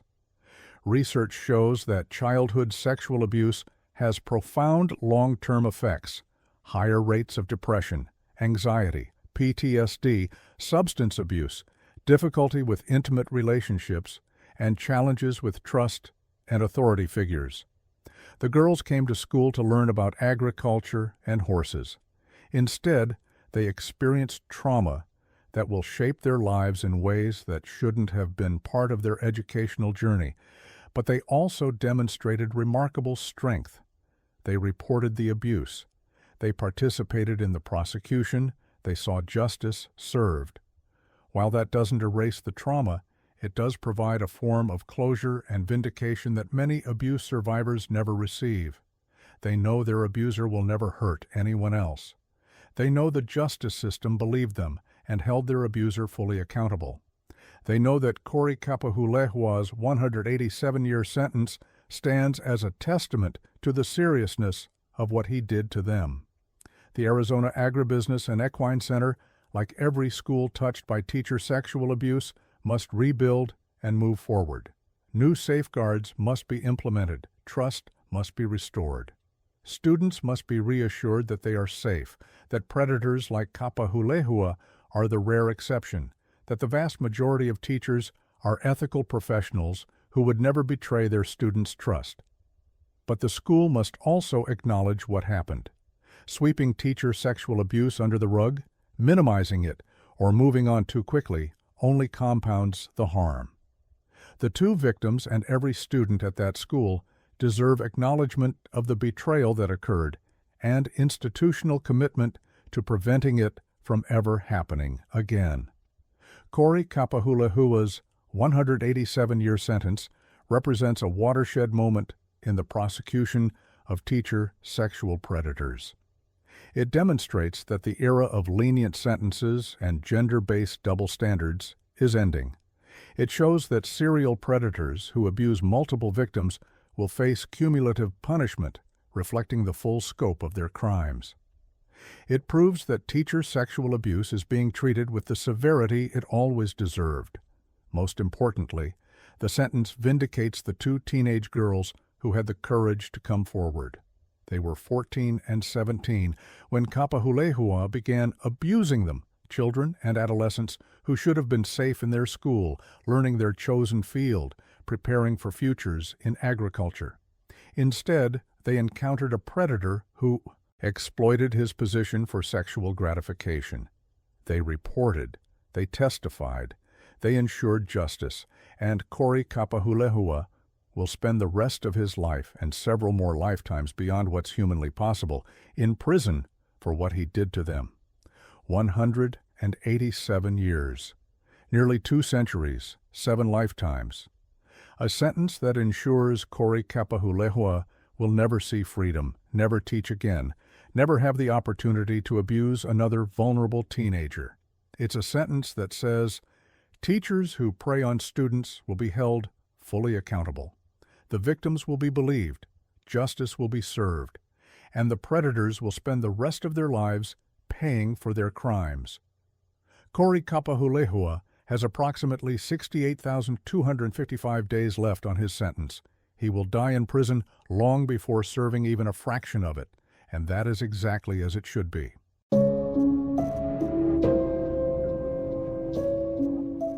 A Bronx music teacher sexually abused 5 students over 7 years before escaping to South Carolina, evading justice for nearly 2 decades.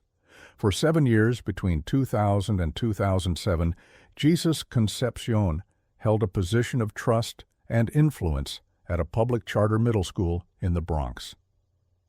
As a music teacher and orchestra instructor, he worked with students during some of their most formative years. Adolescents exploring their talents, discovering their voices, and learning discipline through the study of music. He taught them to read notes, hold instruments, and perform together in harmony. And he sexually abused 5 of them. The 5 victims, identified in court documents only as Minor Victim 1 through Minor Victim 5, were boys who came to Concepcion's music classroom to learn. Instead, they encountered a predator who systematically used his position of authority to induce them into sexual activity. For 7 years, while parents believed their sons were safely learning music, while administrators trusted Concepcion to educate and protect students, while colleagues worked alongside him believing he was an ethical professional, he was sexually abusing children. Music teachers occupy a unique position in schools. They often work with students one-on-one for private instruction. They stay after school for rehearsals, concerts, and performances. They build close relationships with students who share a passion for music. They have opportunities for physical proximity, adjusting a student's posture, demonstrating proper fingering on an instrument, standing close during vocal instruction. These circumstances are essential for effective music education, but they also create opportunities for predatory teachers to groom and abuse students. Concepcion exploited every aspect of that access. Over 7 years and 5 different victims, he developed a pattern of predatory behavior that should have raised red flags. But whether through careful manipulation, administrative oversight failures, or victims' understandable reluctance to report, Concepcion continued teaching and abusing, until finally, in 2007, allegations surfaced. What happened next reveals one of the most troubling aspects of teacher sexual abuse cases: the ease with which predators can flee and disappear. When the allegations became known, Jesus Concepcion didn't face them. He didn't turn himself in, didn't cooperate with investigators, didn't accept responsibility for what he'd done. Instead, he ran. Concepcion fled to South Carolina, where he began building a new life under a new identity. He remarried, presumably presenting himself as someone without a criminal past, someone not fleeing allegations of child sexual abuse. His new wife had no idea, or at least claimed to have no idea, that the man she married was wanted in New York for sexually abusing 5 middle school students. His new community had no idea that a fugitive child predator was living among them. For nearly 18 years, Concepcion lived in South Carolina, while his victims lived with the trauma of what he'd done to them. 18 years during which he enjoyed freedom while they carried the weight of abuse. 18 years during which he built a new life while they processed the destruction of their childhoods. 18 years during which justice remained unserved. Those 18 years were formative for Concepcion's victims. Minor Victim 1 through Minor Victim 5 were middle school students when Concepcion abused them, children between the ages of roughly 11 and 14. By the time Concepcion was finally arrested in March 2023, those boys had grown into men in their 30s. They had lived nearly 2 decades with the trauma of sexual abuse, 2 decades of wondering if their abuser would ever be held accountable, 2 decades of seeing other teacher predators caught and prosecuted while the man who abused them remained free. The long delay in justice is common in teacher sexual abuse cases, but that doesn't make it any less traumatic for victims. Many survivors don't report abuse until years or even decades later, when they've processed what happened and developed the emotional strength to come forward. Others report immediately but face obstacles, investigations that stall, prosecutors who decline to file charges, statutes of limitations that expire, or, as in Concepcion's case, perpetrators who flee and disappear. But law enforcement didn't forget about Jesus Concepcion. Cold cases don't always stay cold. Detectives continued investigating, following leads, tracking his movements. The U.S. Marshals Service, the federal agency responsible for tracking fugitives, eventually located Concepcion in South Carolina. In March 2023, nearly 18 years after fleeing New York, Jesus Concepcion was arrested. The arrest must have been shocking for Concepcion's South Carolina community and devastating for his second wife. Here was a man they knew by one identity, living what appeared to be a normal life, suddenly revealed to be a fugitive wanted for child sexual abuse. The whole constructed identity collapsed in an instant, exposing the truth beneath. He was a child predator who had fled prosecution and hidden in plain sight for nearly 2 decades. For the 5 victims, the arrest represented vindication after an impossibly long wait. They had been children when Concepcion abused them. They were men in their 30s when he was finally caught. They had spent more of their lives waiting for justice than they had spent as children in Concepcion's music class. But finally, after 18 years, their abuser was in custody.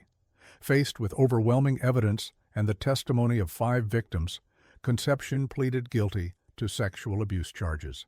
In September 2024, he was sentenced to 30 years in federal prison, followed by 10 years of supervised release.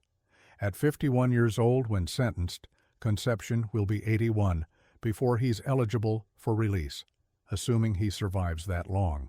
The sentence effectively ensures he will spend the rest of his productive adult life in prison. The 30-year sentence reflects the serial nature of Concepcion's crimes. 5 victims, 7 years of abuse, nearly 2 decades as a fugitive. The court considered all of these factors in determining that 3 decades behind bars was appropriate punishment. It's not the 187-year sentence that Corey Kapahulehua received, but it's still effectively a life sentence for a man in his 50s. The victim's impact statements, though not made public, likely describe the profound effects Concepcion's abuse had on their lives. Research shows that male victims of childhood sexual abuse face particular challenges in processing and reporting their trauma. Society often fails to recognize that boys can be victims of sexual abuse or perpetuates harmful myths that boys should enjoy sexual contact with adults or that abuse somehow makes them less masculine. These toxic narratives keep male victims silent and prevent them from seeking help. The 5 boys Concepcion abused grew into men carrying trauma that society often refuses to acknowledge or validate. They likely struggled with shame, confusion about their sexuality, difficulty forming intimate relationships, and questions about their own masculinity, all while their abuser lived freely in South Carolina under a false identity. The 18-year wait for justice compounded that trauma, sending a message that seemed to say, "What happened to you doesn't matter enough for the system to find your abuser and hold him accountable." But the 2023 arrest and 2024 sentencing proved that message wrong. It did matter. Law enforcement never stopped looking, the case never closed. And when Concepcion was finally located, the justice system moved swiftly to prosecute and sentence him. The case raises important questions about how predatory teachers can flee and disappear so easily. Concepcion moved from New York to South Carolina and apparently established a new identity without being detected for 18 years. How is that possible in an era of background checks, databases, and interconnected law enforcement systems? The answer lies partly in the limitations of those systems, databases that don't talk to each other, background checks that only catch people already in the system, and the reality that someone determined to disappear can sometimes succeed, at least for a while. The public charter middle school where Concepcion taught has presumably implemented safeguards to prevent similar abuse. But the case serves as a reminder that no school is immune. Charter schools, public schools, private schools, religious schools, predators operate in all of them. The common factor isn't the type of school, but the access that teaching provides to vulnerable students and the trust that communities place in educators. Music programs, arts programs, athletics, and other activities that involve one-on-one instruction or after hours. Contact between teachers and students require particular vigilance. These programs are valuable. They enrich students' lives, develop talents, and create meaningful connections between teachers and students. But they also create opportunities for grooming and abuse that must be acknowledged and addressed through policies like open-door requirements, multiple adult supervision, and clear boundaries around private contact. The Bronx community where Concepcion taught has lived with the knowledge of his crimes for nearly 2 decades. Students who attended that middle school during the 2000-2007 period may wonder if they were at risk, if Concepcion targeted others beyond the 5 known victims, if warning signs were missed. Teachers and administrators from that era must grapple with questions about whether they could have done something differently, noticed something earlier, prevented some of the abuse. Those questions are painful but necessary. Every case of teacher sexual abuse demands institutional reflection. What systems failed? What warning signs were missed? What policies need to change? The answers to those questions can prevent future abuse, even if they can't undo past harm. For the 5 men who were minor victim 1 through minor victim 5, the September 2024 sentencing provided closure that was 18 years in the making. They saw their abuser led away in handcuffs to begin a 30-year prison sentence. They heard a judge validate their trauma and acknowledge the severity of what was done to them. They witnessed justice, delayed but not denied. But closure doesn't erase trauma. These 5 men will carry the effects of Concepcion's abuse for the rest of their lives. They lost something in that Bronx music classroom that can never be fully restored: the innocence of childhood, the safety that schools should provide, the trust that teachers are supposed to earn and protect. They spent formative years being sexually abused by someone who was supposed to educate them, and they spent nearly 2 decades of adulthood waiting for accountability. Jesus Concepcion will likely die in federal prison, At 51, when sentenced to 30 years, simple mathematics suggests he'll be 81 at release, if he lives that long, if he's granted release, if he survives 3 decades of incarceration. More likely, he'll spend the rest of his life behind bars, dying in prison as an elderly man, decades away from the music classroom where he committed his crimes. The case serves as a reminder that justice delayed is still justice, that cold cases can be solved, and that fugitives can be found even after nearly 2 decades. It demonstrates the importance of never giving up on victims, never closing files, never accepting that predators who flee will get away with their crimes forever. It also serves as a warning to other teacher predators who believe they can abuse students and then disappear. Law enforcement doesn't forget. Victims don't forget. And eventually, whether it takes 1 year or 18 years, accountability comes. For the 5 boys who went to music class in that Bronx middle school between 2000 and 2007, their teacher's 30-year prison sentence doesn't undo what he did to them. It doesn't restore their childhoods or erase their trauma, but it proves that what happened to them mattered, that their abuser was held accountable, and that even after an 18-year wait, justice can still be served. Jesus Concepcion tried to escape justice by fleeing to South Carolina and assuming a new identity. He built a new life, remarried, and lived freely for nearly 2 decades while his victims lived with trauma. But in the end, his flight only delayed the inevitable. The music stopped, the false identity crumbled, and the child predator who thought he'd escaped was finally, after 18 long years, held accountable for what he did to 5 innocent boys who just wanted to learn music. 30 years in federal prison, 10 years of supervised release after that. A lifetime of being known as a convicted child sex offender. A legacy defined not by the music he taught, but by the children he abused and the justice he tried, and ultimately failed to escape. The 5 victims waited 18 years for this moment.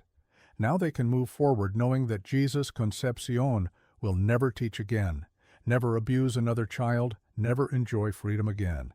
Justice, though delayed, was finally served. And the man who tried to disappear will now spend the rest of his life paying for crimes he committed in a Bronx music classroom 2 decades ago.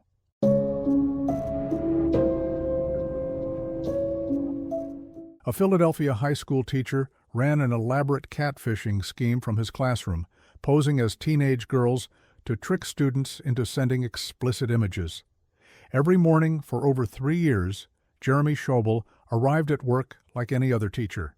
He prepared lesson plans, greeted students, and stood in front of his classroom at either Harriton High School in Lower Merion Township or the High School of Creative and Performing Arts in Philadelphia. He appeared to be doing exactly what teachers are supposed to do, educating young people, guiding their development, and serving as a trusted adult in their lives. But while students sat in his classroom, while colleagues worked down the hall, while administrators believed he was fulfilling his professional duties, Jeremy Schobel was conducting an elaborate online predatory operation from behind his teacher's desk. For 3 years, Schobel posed as teenage girls on social media and messaging platforms. He created extensive fake profiles, complete with stolen photos, fabricated backstories, and carefully constructed personas designed to appear authentic to his target victims, real teenage girls. He would initiate contact with these girls, build relationships with them as their supposed peer, gain their trust, and then manipulate them into sending sexually explicit images and videos. This wasn't catfishing in the casual sense of presenting oneself inaccurately on a dating app. This was a systematic, calculated scheme to deceive children into producing child sexual abuse material. Schobel was manufacturing victims remotely, using technology to sexually exploit teenage girls he had never met in person, all while maintaining his position as a high school teacher with daily access to the very demographic he was victimizing online. The sophistication of Schobel's operation was chilling.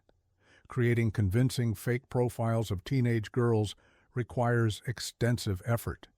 He had to steal or create images that appeared to be authentic selfies and social media photos of a teenage girl.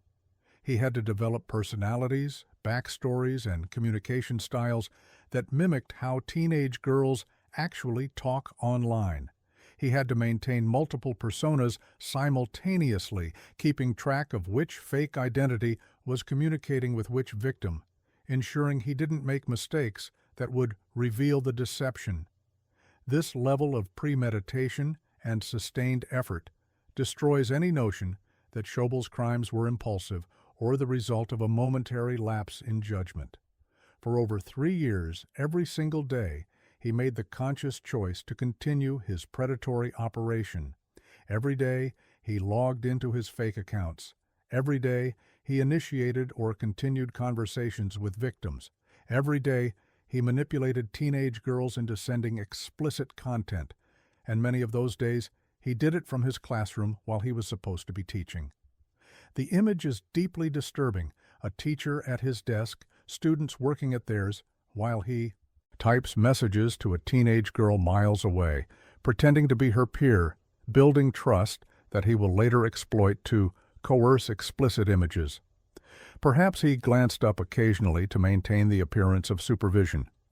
Perhaps he timed his predatory communications for moments when students were taking tests or working independently. However he managed the logistics, the reality is the same. Jeremy Schobel was committing crimes against children while surrounded by children, weaponizing technology to expand his victimization beyond the walls of his classroom. One of his victims was particularly vulnerable to his scheme. She was a student at his own school. While the details of this case aren't fully public, the implication is devastating. This was a girl who likely saw Schobel in the hallways, who might have known him as a teacher even if she wasn't in his classes, who existed in the same physical space as her abuser while being simultaneously victimized by him online under a completely different identity. Imagine the psychological impact of that discovery, learning that the person who manipulated you online, who tricked you into sending explicit images by posing as a trusted peer, was actually a teacher at your own school, someone you might have passed in the hallway, someone your friends might have had as a teacher, someone who existed in your daily life while secretly victimizing you through an elaborate deception.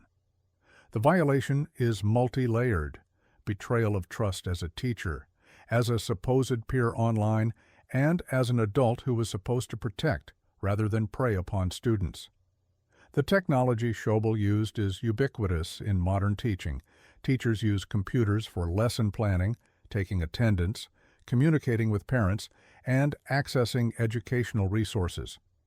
Schools generally trust teachers to use technology appropriately and don't monitor every keystroke or website visit. That trust, while necessary for teachers to function professionally, also creates opportunities for those like Schobel to abuse their access. For 3 years, apparently, no one noticed that Schobel was spending significant time during school hours operating fake social media profiles to victimize teenage girls. No administrator questioned his computer use. No colleague noticed suspicious behavior. No IT monitoring system flagged concerning activity. He maintained his elaborate catfishing operation in plain sight, protected by the general assumption that teachers are doing their jobs rather than committing crimes while at work. The arrest came in June 2023, when law enforcement finally identified Schobel as the person behind the fake profiles. The investigation that led to his identification likely involved sophisticated digital forensics, tracing IP addresses, analyzing metadata from images, tracking communication patterns, and connecting the various fake personas to a single individual. Once identified, the evidence against Schobel was overwhelming. He was formally indicted in November 2023 on federal charges related to the sexual exploitation of minors and production of child sexual abuse material. The federal charges reflected the interstate nature of his crimes. He had victimized girls across state lines using internet technology and ensured that he would face serious federal penalties rather than potentially lighter state charges. In September 2024, Jeremy Schobel was sentenced to 30 years in federal prison, followed by 20 years of supervised release. The sentence was severe, and appropriately so. 30 years ensures that Schobel, who was 33 at sentencing, will be 63 years old before potential release. The additional 20 years of supervised release means that even after decades in prison, he will be monitored, restricted, and required to register as a sex offender for the remainder of his life. The sentence reflects several aggravating factors. First, the duration of his criminal activity, over 3 years of sustained predatory behavior, demonstrates this wasn't a one-time mistake, but a lifestyle. Second, the sophistication of his scheme, creating and maintaining multiple fake identities, requires planning and sustained effort. Third, his abuse of his position as a teacher. He victimized the same demographic he was entrusted to educate and protect. Fourth, victimizing a student at his own school, an especially egregious betrayal of trust. And fifth, committing these crimes from his classroom, literally conducting a predatory operation from the workplace where children were supposed to be safe. The victims in this case face particular challenges in processing their trauma. Unlike cases where a student is abused by a teacher they know, Schobel's victims were deceived into believing they were communicating with a peer. They thought they had found a friend, maybe even a confidant, someone who understood them and whom they could trust.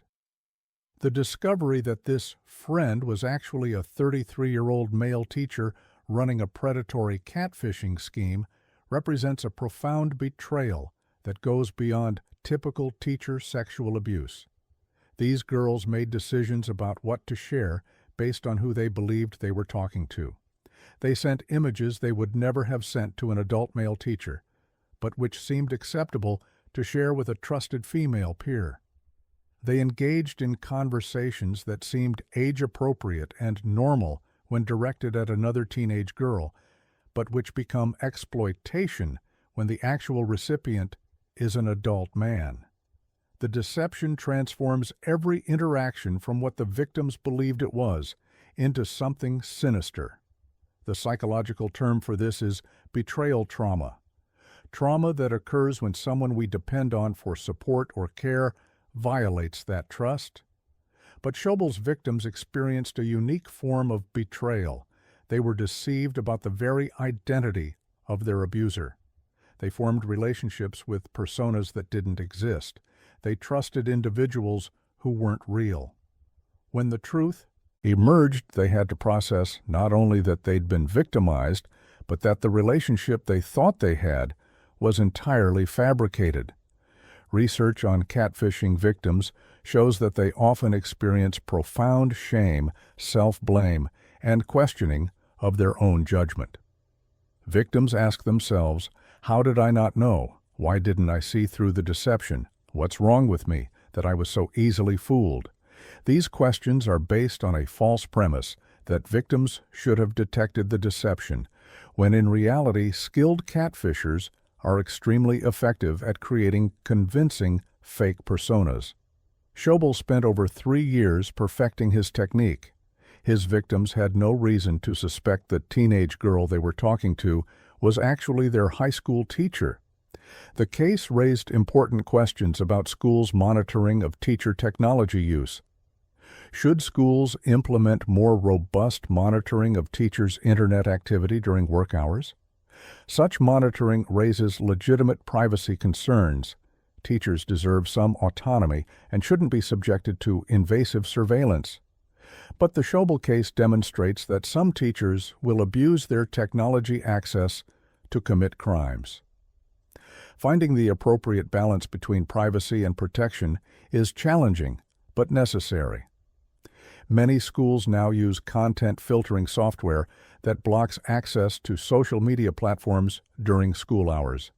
But teachers often have administrative access that bypasses these filters, justified by their need to use various online resources for teaching.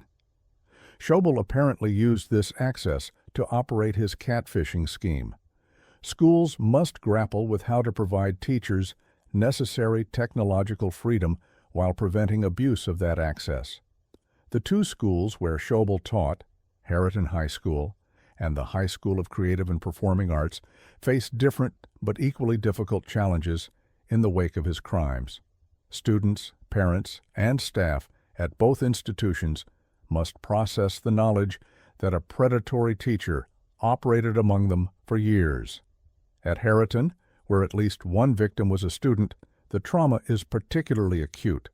A student at that school was victimized online by one of her own teachers, a betrayal that affects the entire school community's sense of safety. The High School of Creative and Performing Arts serves students passionate about artistic disciplines, music, theater, visual arts, creative writing.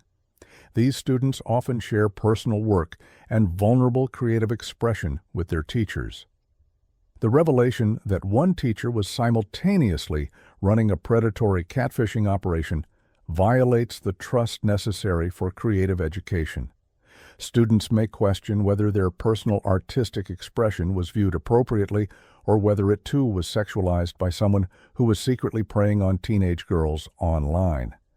The 30-year sentence ensures that Jeremy Schobel will spend the prime years of his adult life in federal prison. He will miss decades of freedom, decades of life milestones, decades of technological and cultural change.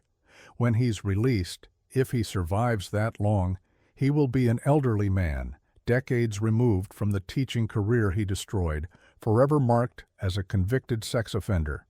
But the sentence can't undo what he did. The teenage girls he manipulated will carry that violation forward. Some may struggle with trust in online relationships. Some may question their judgment in future friendships. Some may experience anxiety, depression, or PTSD related to the betrayal.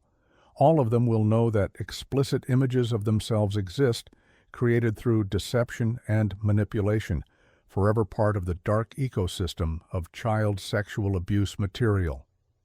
The Schobel case represents a newer evolution in teacher sexual predation, the use of sophisticated online deception to victimize students remotely. He didn't need to isolate a student after class or cultivate an inappropriate in-person relationship. He could victimize multiple girls simultaneously from behind his computer screen, protected by fake identities and digital anonymity. Technology expanded his reach beyond his classroom to include vulnerable teenagers across state lines. This evolution presents new challenges for parents, schools, and law enforcement. Traditional warning signs of teacher-student sexual abuse, inappropriate physical contact, excessive one-on-one time, boundary violations, don't apply when the abuse occurs online under a fake identity. A teacher can maintain completely appropriate professional boundaries in person while simultaneously running an elaborate predatory operation online.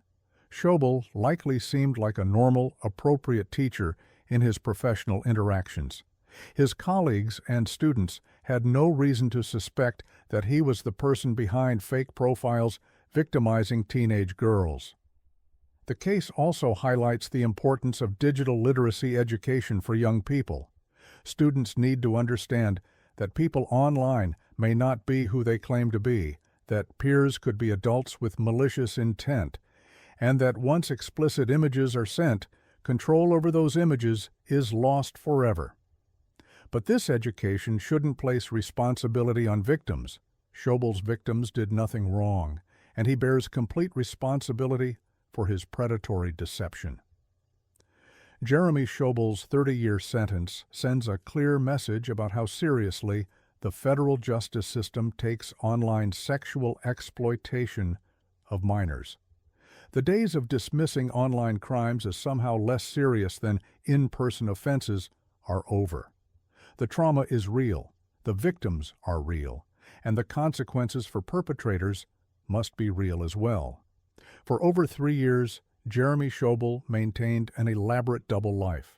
By day, he was a high school teacher, standing in front of classrooms, working alongside colleagues, earning the trust of students and parents. By night, and from his classroom during work hours, he was a sexual predator, posing as teenage girls online, manipulating real teenage girls into producing explicit content, and building a collection of child sexual abuse material. That double life came to an end in June 2023 with his arrest. In September 2024, his sentencing made clear that the consequences of his crimes would extend for the rest of his life. 30 years in federal prison, 20 years of supervised release, lifetime registration as a sex offender, a destroyed career, ruined reputation, and permanent status as a convicted predator of children. The teenage girls he victimized through his elaborate catfishing scheme didn't ask for any of this. They thought they were talking to peers, forming friendships, and navigating the normal social dynamics of adolescence in the digital age. Instead, they were being deceived, manipulated, and exploited by a 33-year-old teacher who spent over 3 years perfecting the art of digital predation. Justice has been served. Jeremy Schobel will spend decades in prison for his crimes, but the victims will spend lifetimes recovering from them, processing the betrayal, rebuilding trust, and learning to move forward despite the violation of having been deceived by someone who was supposed to protect rather than prey upon them. The case closes with a sobering reminder. Predators are increasingly using technology to expand their reach, and teachers, people we trust with our children's education and safety, are sometimes the very people exploiting that technology to victimize students.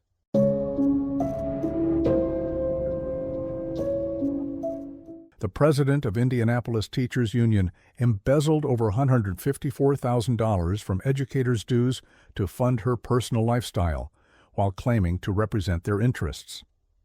Teachers' unions exist for a singular purpose: to advocate for educators.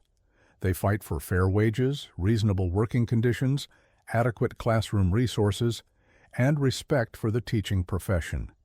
Teachers pay dues, often hundreds of dollars annually, trusting that their collective contributions will be used to support their interests, negotiate better contracts, and ensure their voices are heard in policy discussions. Union leadership is a sacred trust, a responsibility to represent colleagues who have chosen you to fight on their behalf. Rondalyn Cornett understood that responsibility.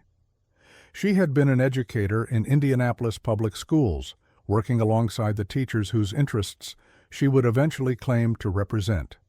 In 2014, when she was elected president of the Indianapolis Education Association, the local teachers' union representing educators across the district, she stood before her colleagues and presumably promised to serve them well, to be a steward of their resources, and to prioritize their needs above all else. Within months of taking office, she began stealing from them. Between 2014 and 2018, Cornett systematically embezzled more than $154,000 from the Indianapolis Education Association's bank account. She wrote checks to herself. She used the union's debit card for personal expenses. She withdrew cash that belonged to her fellow teachers and spent it on herself.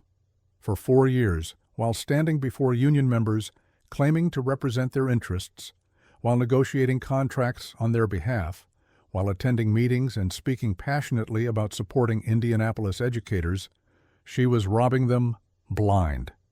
The theft began shortly after Cornett assumed the union presidency in 2014. It wasn't a moment of weakness or a single lapse in judgment.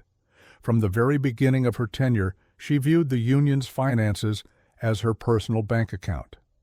Every dues payment from a teacher struggling to make ends meet on a modest salary became, in Cornett's mind, available for her own use.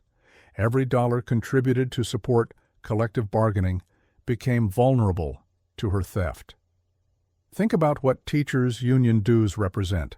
These are mandatory or voluntary contributions from educators who are themselves among the most underpaid professionals in America relative to their education and importance.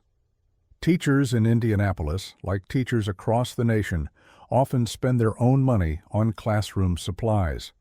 They work second jobs to make ends meet. They budget carefully to afford professional development. And they pay union dues believing those dollars will be used to fight for better compensation and working conditions. Rondalyn Cornett took that money and spent it on herself. The method was brazen in its simplicity. As union president, Cornett had authorized access to the organization's bank accounts. That access is necessary for a union president to function, paying rent for union offices, covering costs for events and negotiations, managing routine expenses. But it also requires absolute trustworthiness. Union members can't constantly monitor every transaction their president makes. They must trust that their elected leader won't abuse that access. Cornett violated that trust completely. She wrote checks from the union account payable to herself for personal use. She used the union debit card to make purchases that had nothing to do with union business. She withdrew cash, untraceable, fungible, easily spent on personal expenses without documentation. Over 4 years, these individual acts of theft accumulated to more than $154,000, a staggering amount that represented hundreds of teachers' annual dues payments.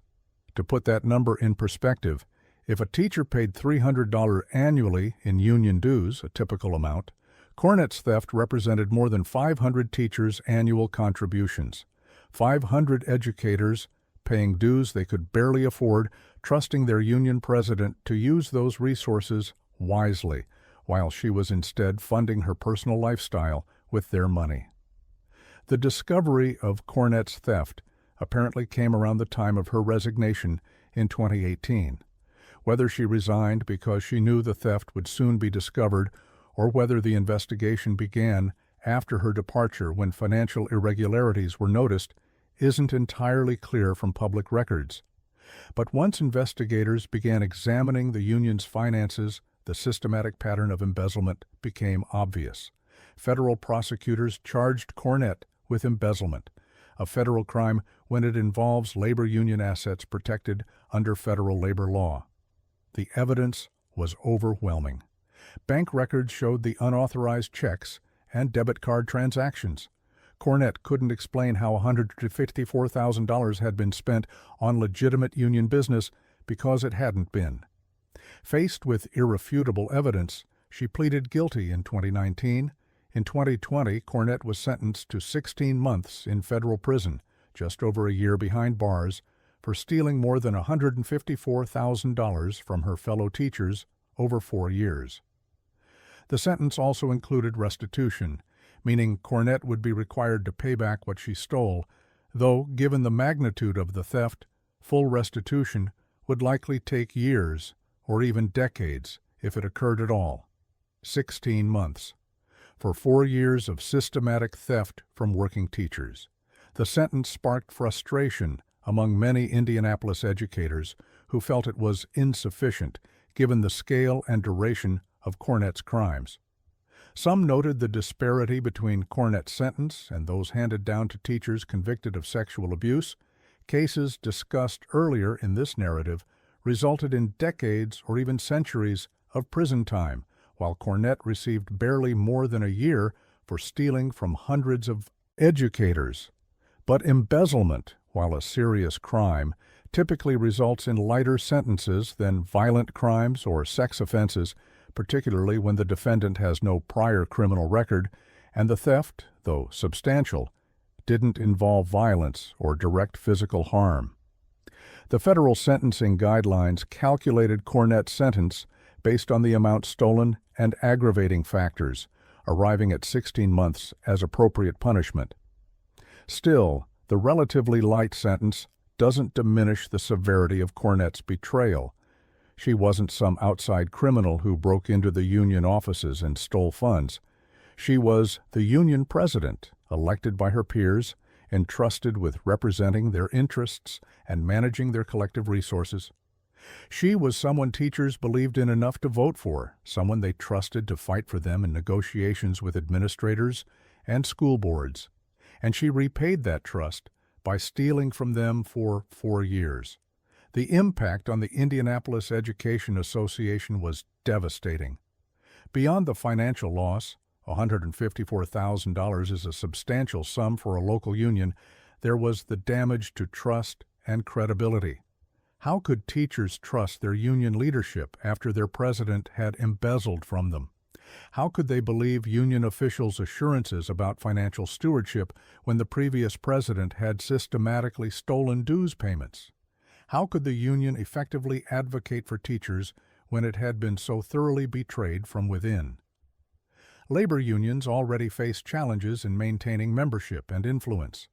Teachers' unions in particular have been targeted by political forces seeking to undermine collective bargaining and reduce educators' power to advocate for themselves. The Cornett scandal provided ammunition for those critics who could point to the embezzlement as evidence that unions are corrupt and that teachers' dues are wasted. It was a gift to union opponents, a high-profile case of union leadership betraying the rank-and-file members they were supposed to serve. For individual Indianapolis teachers, the betrayal was personal. These were educators who had worked alongside Cornett, who had voted for her, who had trusted her to represent their interests. Some had attended union meetings where Cornett discussed the importance of solidarity, the need to support one another, and the union's commitment to its members, all while she was stealing from them. The hypocrisy is staggering. Cornett presumably gave speeches about how administrators and school boards didn't value teachers enough, about how educators deserved better compensation, about how every dollar mattered in supporting teachers' professional needs. She likely participated in negotiations arguing for better contracts and more resources for Indianapolis educators. She may have attended rallies or organized actions highlighting teachers' financial struggles. And then she went back to the union office and wrote herself another check from the teachers' dues account. Teachers' unions operate on trust between members and leadership, trust that dues payments will be used responsibly, trust that elected officials will prioritize members' interests over personal gain. Cornett destroyed that trust. Even after serving her prison sentence, even after paying restitution, the damage she caused to the Indianapolis Education Association's credibility and to teachers' faith in union leadership will persist for years. The case also highlights the importance of financial oversight and accountability in organizations that manage members' money. Unions, like any organization handling significant funds, need robust checks and balances, multiple signatories required for large transactions, regular independent audits, transparent financial reporting to membership, and clear consequences for financial impropriety. The Indianapolis Education Association presumably has implemented stronger safeguards since Cornett's embezzlement was discovered, but those safeguards came too late for the $154,000 she stole. Rondalyn Cornett served her 16 months in federal prison and has since been released. She paid or is paying restitution as ordered by the court, though whether she'll ever fully repay the $154,000 remains to be seen. Her teaching career is over. No school district will hire a convicted embezzler. Her reputation is destroyed. She's known not as a union leader who fought for teachers, but as someone who stole from them. But serving prison time and paying restitution don't undo the damage. The Indianapolis teachers she stole from will never get back the resources that money could have provided. The union bargaining power that could have been funded by those dues can't be recovered. The trust that was destroyed can't be fully restored. And the teachers who looked to Cornett for leadership learned a painful lesson. Even those who claim to be fighting for you can sometimes be exploiting you. The Cornett case stands apart from other cases in this narrative because her victims weren't students directly, but fellow educators. She wasn't a teacher abusing students or a fiscal director embezzling from disadvantaged children's education budgets. She was a union president stealing from the very people who elected her to represent them. It's a different kind of betrayal, but betrayal nonetheless, a violation of trust that undermines not just individuals, but the collective power of teachers to advocate for themselves. In the landscape of educator misconduct, Rondalyn Cornett represents a unique category: the leader who betrays their followers, the advocate who exploits those they claim to serve, the guardian who becomes the thief. She stood before Indianapolis teachers, promising to fight for them while her hand was already in their pockets. She spoke passionately about supporting educators while systematically stealing their money. She claimed to represent their interests while serving only her own. For 4 years, from 2014 to 2018, Cornett maintained this fraud. 4 years of depositing teachers' dues checks and then writing checks to herself. 4 years of teachers paying into a union that their president was robbing. 4 years of betrayal wrapped in rhetoric about solidarity and representation. The 16-month prison sentence has been served. The restitution is being paid. But the stain on teachers' unions and the Indianapolis Education Association specifically will take far longer to fade. Cornett's legacy isn't one of effective advocacy or strong leadership. It's one of embezzlement, betrayal, and the destruction of trust between teachers and the organization meant to serve them. Indianapolis teachers deserved a union president who would fight for them, advocate for them, and responsibly manage the resources they contributed. Instead, they got Rondalyn Cornett, who spent 4 years taking their money while pretending to represent their interests. She served 16 months in prison for that betrayal, 1 month for every $9,000 or $10,000 she stole from her fellow teachers. The teachers she stole from will spend far longer recovering from the financial and psychological impact of her crimes. And the Indianapolis Education Association will spend years rebuilding the trust and credibility that Rondalyn Cornett destroyed during her 4-year reign as a union president, who saw teachers' dues not as a sacred trust, but as a personal bank account waiting to be drained. In a narrative about educators who betray their positions of trust, Cornett's case serves as a reminder that betrayal takes many forms. Sometimes it's sexual abuse of students, sometimes it's embezzlement of education funds, sometimes it's drug dealing or manufacturing, and sometimes it's stealing from your fellow teachers while claiming to represent them. A betrayal that may not make headlines like the sexual abuse cases, but which damages the collective power of educators to advocate for themselves and undermines the very institutions meant to protect them. Rondalyn Cornett betrayed Indianapolis teachers. She paid 16 months in federal prison for that betrayal, but the damage she caused to trust, to solidarity, to the union itself will take far longer than 16 months to repair.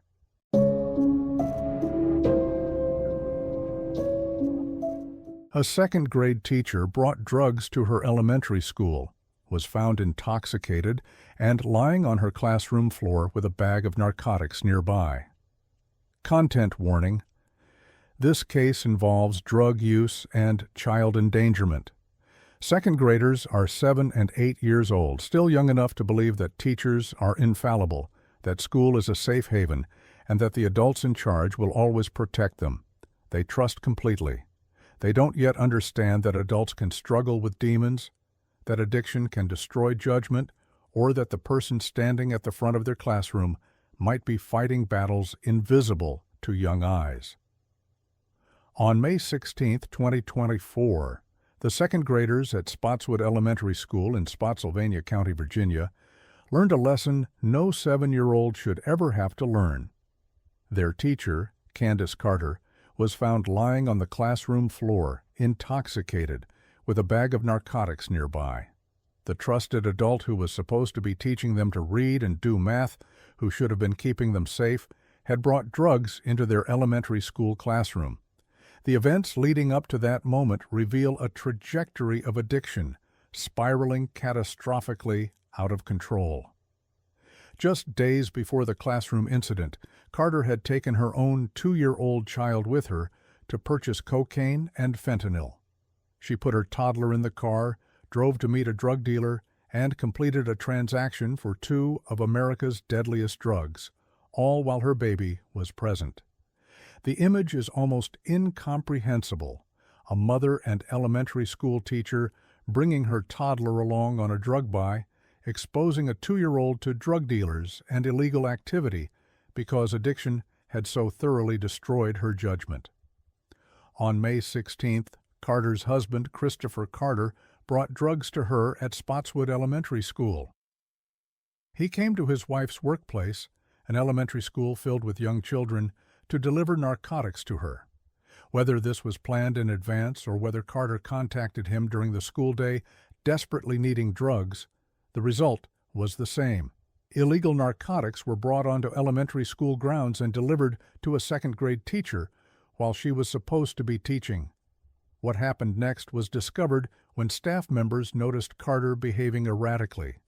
When they checked on her classroom, they found her lying on the floor, not collapsed from a medical emergency, but intoxicated from drugs.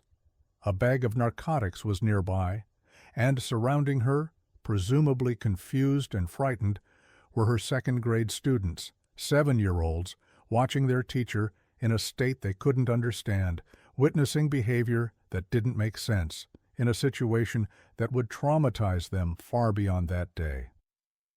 Meanwhile, in the school parking lot, Christopher Carter was found unconscious in his vehicle. Their 2-year-old child was in the car with him. He had overdosed, requiring paramedics to administer Narcan, a medication that reverses opioid overdoses and has become tragically common at overdose scenes across America. The Carters' toddler sat in that car, presumably watching their father lose consciousness, unable to understand what was happening or call for help. Every student in Candace Carter's second-grade class had to be evaluated for possible drug exposure. 7-year-olds were examined by medical professionals to determine whether they had been exposed to cocaine or fentanyl in their classroom. Parents received phone calls no parent should ever receive. Your child's teacher brought drugs to school, was found intoxicated on the classroom floor, and we need to evaluate your child for drug exposure. Imagine being a parent receiving that call.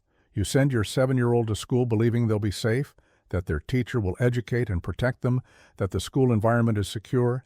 Instead, you learn that their teacher brought drugs into the classroom, used those drugs while responsible for your child, and exposed an entire class of second graders to a situation so dangerous that every student needs medical evaluation.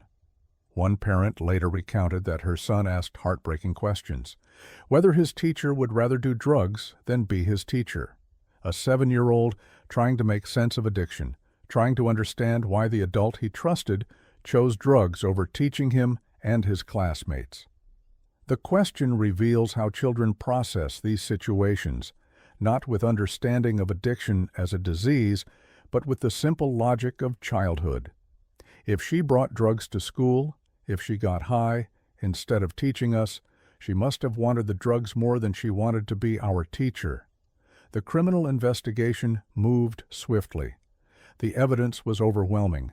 Drugs found at the school, Carter admitting to purchasing cocaine and fentanyl days earlier, while her toddler was present, her husband unconscious from an overdose in the school parking lot with their child in the car, and testimony from witnesses who found Carter intoxicated on her classroom floor.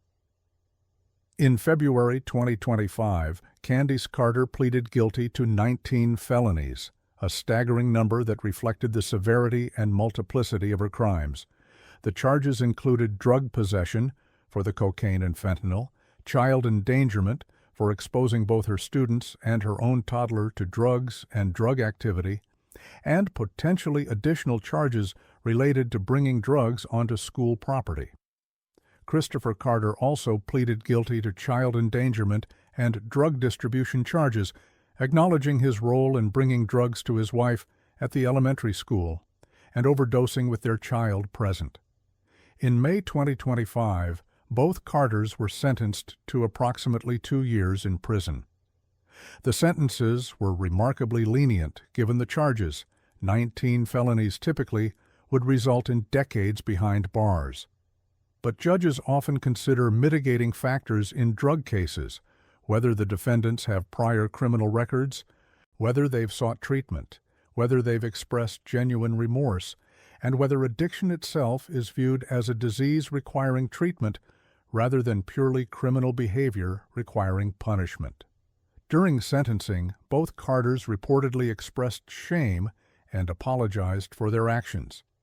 These expressions of remorse likely influenced the relatively light sentences. Courts increasingly recognize that addiction can drive otherwise law-abiding people to commit crimes they would never consider while sober, and that treatment combined with accountability may be more effective than lengthy incarceration alone. But 2 years in prison for bringing drugs to an elementary school, for being found intoxicated on a classroom floor surrounded by second graders, for taking a toddler on a drug buy, for overdosing with a child in the car, many parents and community members felt the sentences were inadequate. The crimes didn't just involve personal drug use, they involved systematic child endangerment, bringing drugs onto school property, and exposing dozens of young children to trauma and potential physical harm. The Candace Carter case differs significantly from other cases in this narrative. This wasn't calculated predation like the teacher-student sexual abuse cases. This wasn't systematic embezzlement like Contreras or Cornett. This wasn't deliberate criminal enterprise like the drug manufacturing and dealing cases. This was addiction, a disease that destroyed judgment, endangered children, and resulted in catastrophic consequences for everyone involved. Addiction is a recognized medical condition classified by the American Medical Association and American Society of Addiction Medicine as a chronic brain disease. People suffering from addiction often engage in behaviors that horrify them when sober, that contradict their values and self-image, and that they genuinely regret. Candace Carter was, by all indications, a teacher who cared about her students before addiction took control. The person who brought drugs to her classroom and used them while responsible for second graders wasn't the real Candace Carter. It was a version of her completely controlled by addiction. But acknowledging addiction as a disease doesn't eliminate accountability for its consequences. Carter chose to bring drugs to school. She chose to use those drugs while responsible for 7-year-olds. She chose to bring her toddler on a drug buy. Each of these choices, though driven by addiction, had real consequences for real children. Her second-grade students were traumatized. Her own 2-year-old was endangered multiple times. An entire school community's sense of safety was shattered. The case highlights an uncomfortable reality. Teachers, like people in every profession, can struggle with addiction. Teaching is a stressful profession with relatively low pay, inadequate support, and challenging working conditions. Some teachers cope with that stress through substance abuse. Most manage to keep their addiction separate from their professional lives, never bringing drugs to school or using while responsible for students. But some, like Candace Carter, reach a point where addiction has so thoroughly consumed their judgment that they endanger the very children they're supposed to protect.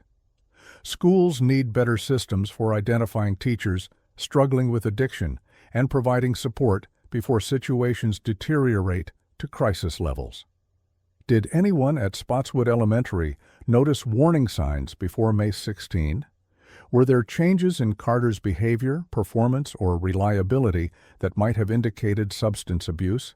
If so, was support offered? Was intervention attempted? Or did the situation escalate unnoticed until the day she was found intoxicated on her classroom floor?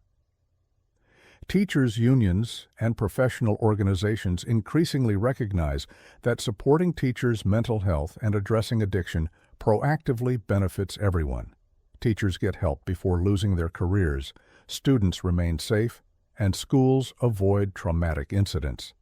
Employee assistance programs, confidential counseling, and pathways to treatment that don't require immediate termination can help teachers address addiction before it endangers students.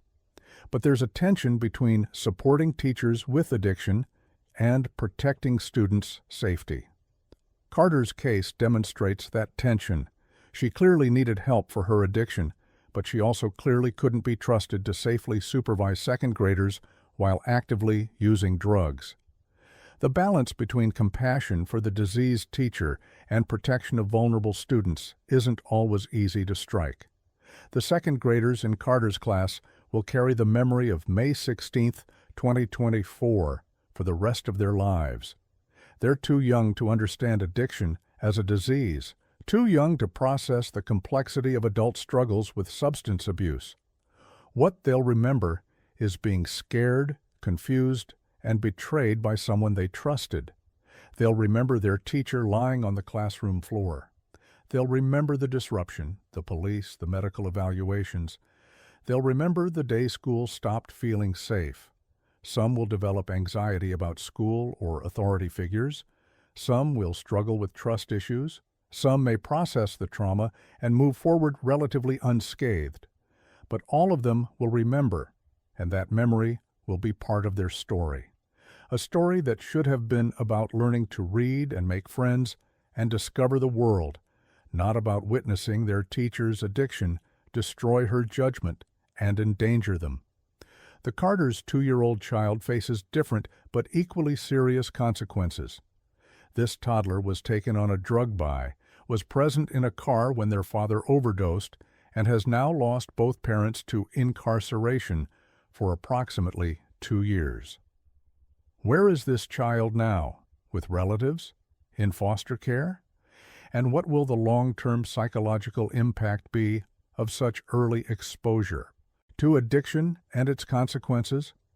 Research on adverse childhood experiences, ACEs, shows that early trauma, including parental substance abuse, witnessing drug activity, and experiencing separation from parents due to incarceration, has profound effects on child development, mental health, and even physical health outcomes throughout life. The Carter's child has experienced multiple ACEs before even reaching school age. The Spotswood Elementary School community must rebuild after this incident. Parents need reassurance that their children are safe, that staff are properly vetted and monitored, and that the school has systems to prevent similar incidents. Teachers need support processing the knowledge that a colleague endangered students. Students need age-appropriate counseling to process what they witnessed. And the second graders who were in Carter's class need particular attention and support. The case also raises questions about how schools can better support teachers before addiction reaches crisis levels. Teaching is undeniably stressful. Managing classrooms of diverse learners, meeting standardized testing requirements, dealing with parents, working long hours for modest pay, often spending personal money on classroom supplies. Some teachers cope with these stressors through substance use, and some of that use escalates into addiction.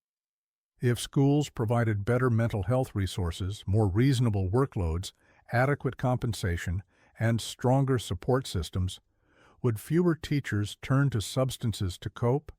If there were confidential pathways for teachers to seek help for addiction without immediate job loss, would more seek treatment before situations deteriorate? These are questions the education system must grapple with, not to excuse Carter's behavior, but to prevent future tragedies. The 2-year sentences both Carters received ensure they'll miss significant time with their child during crucial developmental years. They'll serve their time, presumably receive addiction treatment while incarcerated, and eventually be released to attempt rebuilding their lives. Carter's teaching career is over. No school district will hire someone convicted of bringing drugs to an elementary school. Her husband's career, whatever it was, is likely similarly destroyed. They'll both be convicted felons, with all the barriers to employment and housing that entails. But they'll have opportunities the people victimized by other educators in this narrative never got. The second graders they endangered will carry trauma, but they weren't sexually abused or killed. The toddler was endangered but survived. The community was horrified but will eventually heal. In the landscape of educator crimes, Carter's case sits in a unique space, serious enough to warrant felony charges and prison time, but driven by addiction rather than predatory intent. That distinction matters for how we think about prevention and intervention. We can't prevent sexual predators from becoming teachers through better workplace support. They're predators regardless of working conditions. But we might prevent some addiction-driven tragedies through better mental health resources, earlier intervention, and treatment pathways that help struggling teachers before they reach the point of bringing drugs to their classrooms. Candace Carter, lying intoxicated on her second-grade classroom floor, represents a complete breakdown of judgment, boundaries, and professional responsibility. It represents addiction so severe that it overrode every instinct to protect children, every understanding of professional ethics, every awareness of legal and moral boundaries. It represents a teacher so consumed by addiction that she endangered dozens of children, including her own, to feed her disease. 2 years in prison won't erase that image from the minds of the students who witnessed it. 2 years won't undo the trauma inflicted on children who should have been safe in their classroom. 2 years won't restore the trust that parents placed in Spotswood Elementary School, and that was shattered on May 16, 2024. But perhaps, with treatment and recovery, 2 years will give Candace Carter the opportunity to get sober, to process what she did, and to eventually make amends in whatever ways are possible for someone who brought drugs to a second-grade classroom. Perhaps it will give her time to become the person she should have been all along. Someone capable of protecting rather than endangering children. Someone whose addiction is managed rather than controlling. The 7-year-old who asked if his teacher would rather do drugs than teach him deserves an answer. The honest answer is that addiction isn't about choices in the way children understand them. Candace Carter didn't choose drugs over her students in a simple calculation of preferences. Addiction had so thoroughly controlled her brain that what should have been a simple choice, don't bring drugs to your second-grade classroom, became impossible for her to make. But that explanation doesn't help a 7-year-old process trauma. What helps is knowing that his teacher was sick, that sick people sometimes do things that hurt others, even when they don't want to, that none of it was his fault, and that adults are working to make sure nothing like that ever happens again. Candace Carter's case closes this narrative on a sobering note. We've seen teachers who sexually abuse students, teachers who embezzle millions, teachers who murder, teachers who deal drugs, and teachers who betray their colleagues. We've seen calculated predation and financial fraud and violent crime, and now we've seen addiction, a disease that can turn a trusted teacher into someone who endangers the very children she's supposed to protect. All of these cases share common elements: betrayal of trust, harm to children, and destruction of the sacred relationship between educator and student. But Carter's case offers something some of the others don't: a reminder that teachers are human, vulnerable to the same diseases and struggles as everyone else, and that sometimes the solution isn't just punishment, but also treatment, support, and systemic change to help struggling teachers before they reach the point of bringing drugs to their classrooms. 2 years in prison, 19 felony convictions, a destroyed career, a traumatized class of second graders, a toddler separated from both parents, a community's trust shattered. These are the consequences of addiction meeting elementary education on May 16, 2024. And somewhere in Virginia, there's a 7-year-old who will always remember the day his teacher chose, or couldn't help but choose, drugs over him.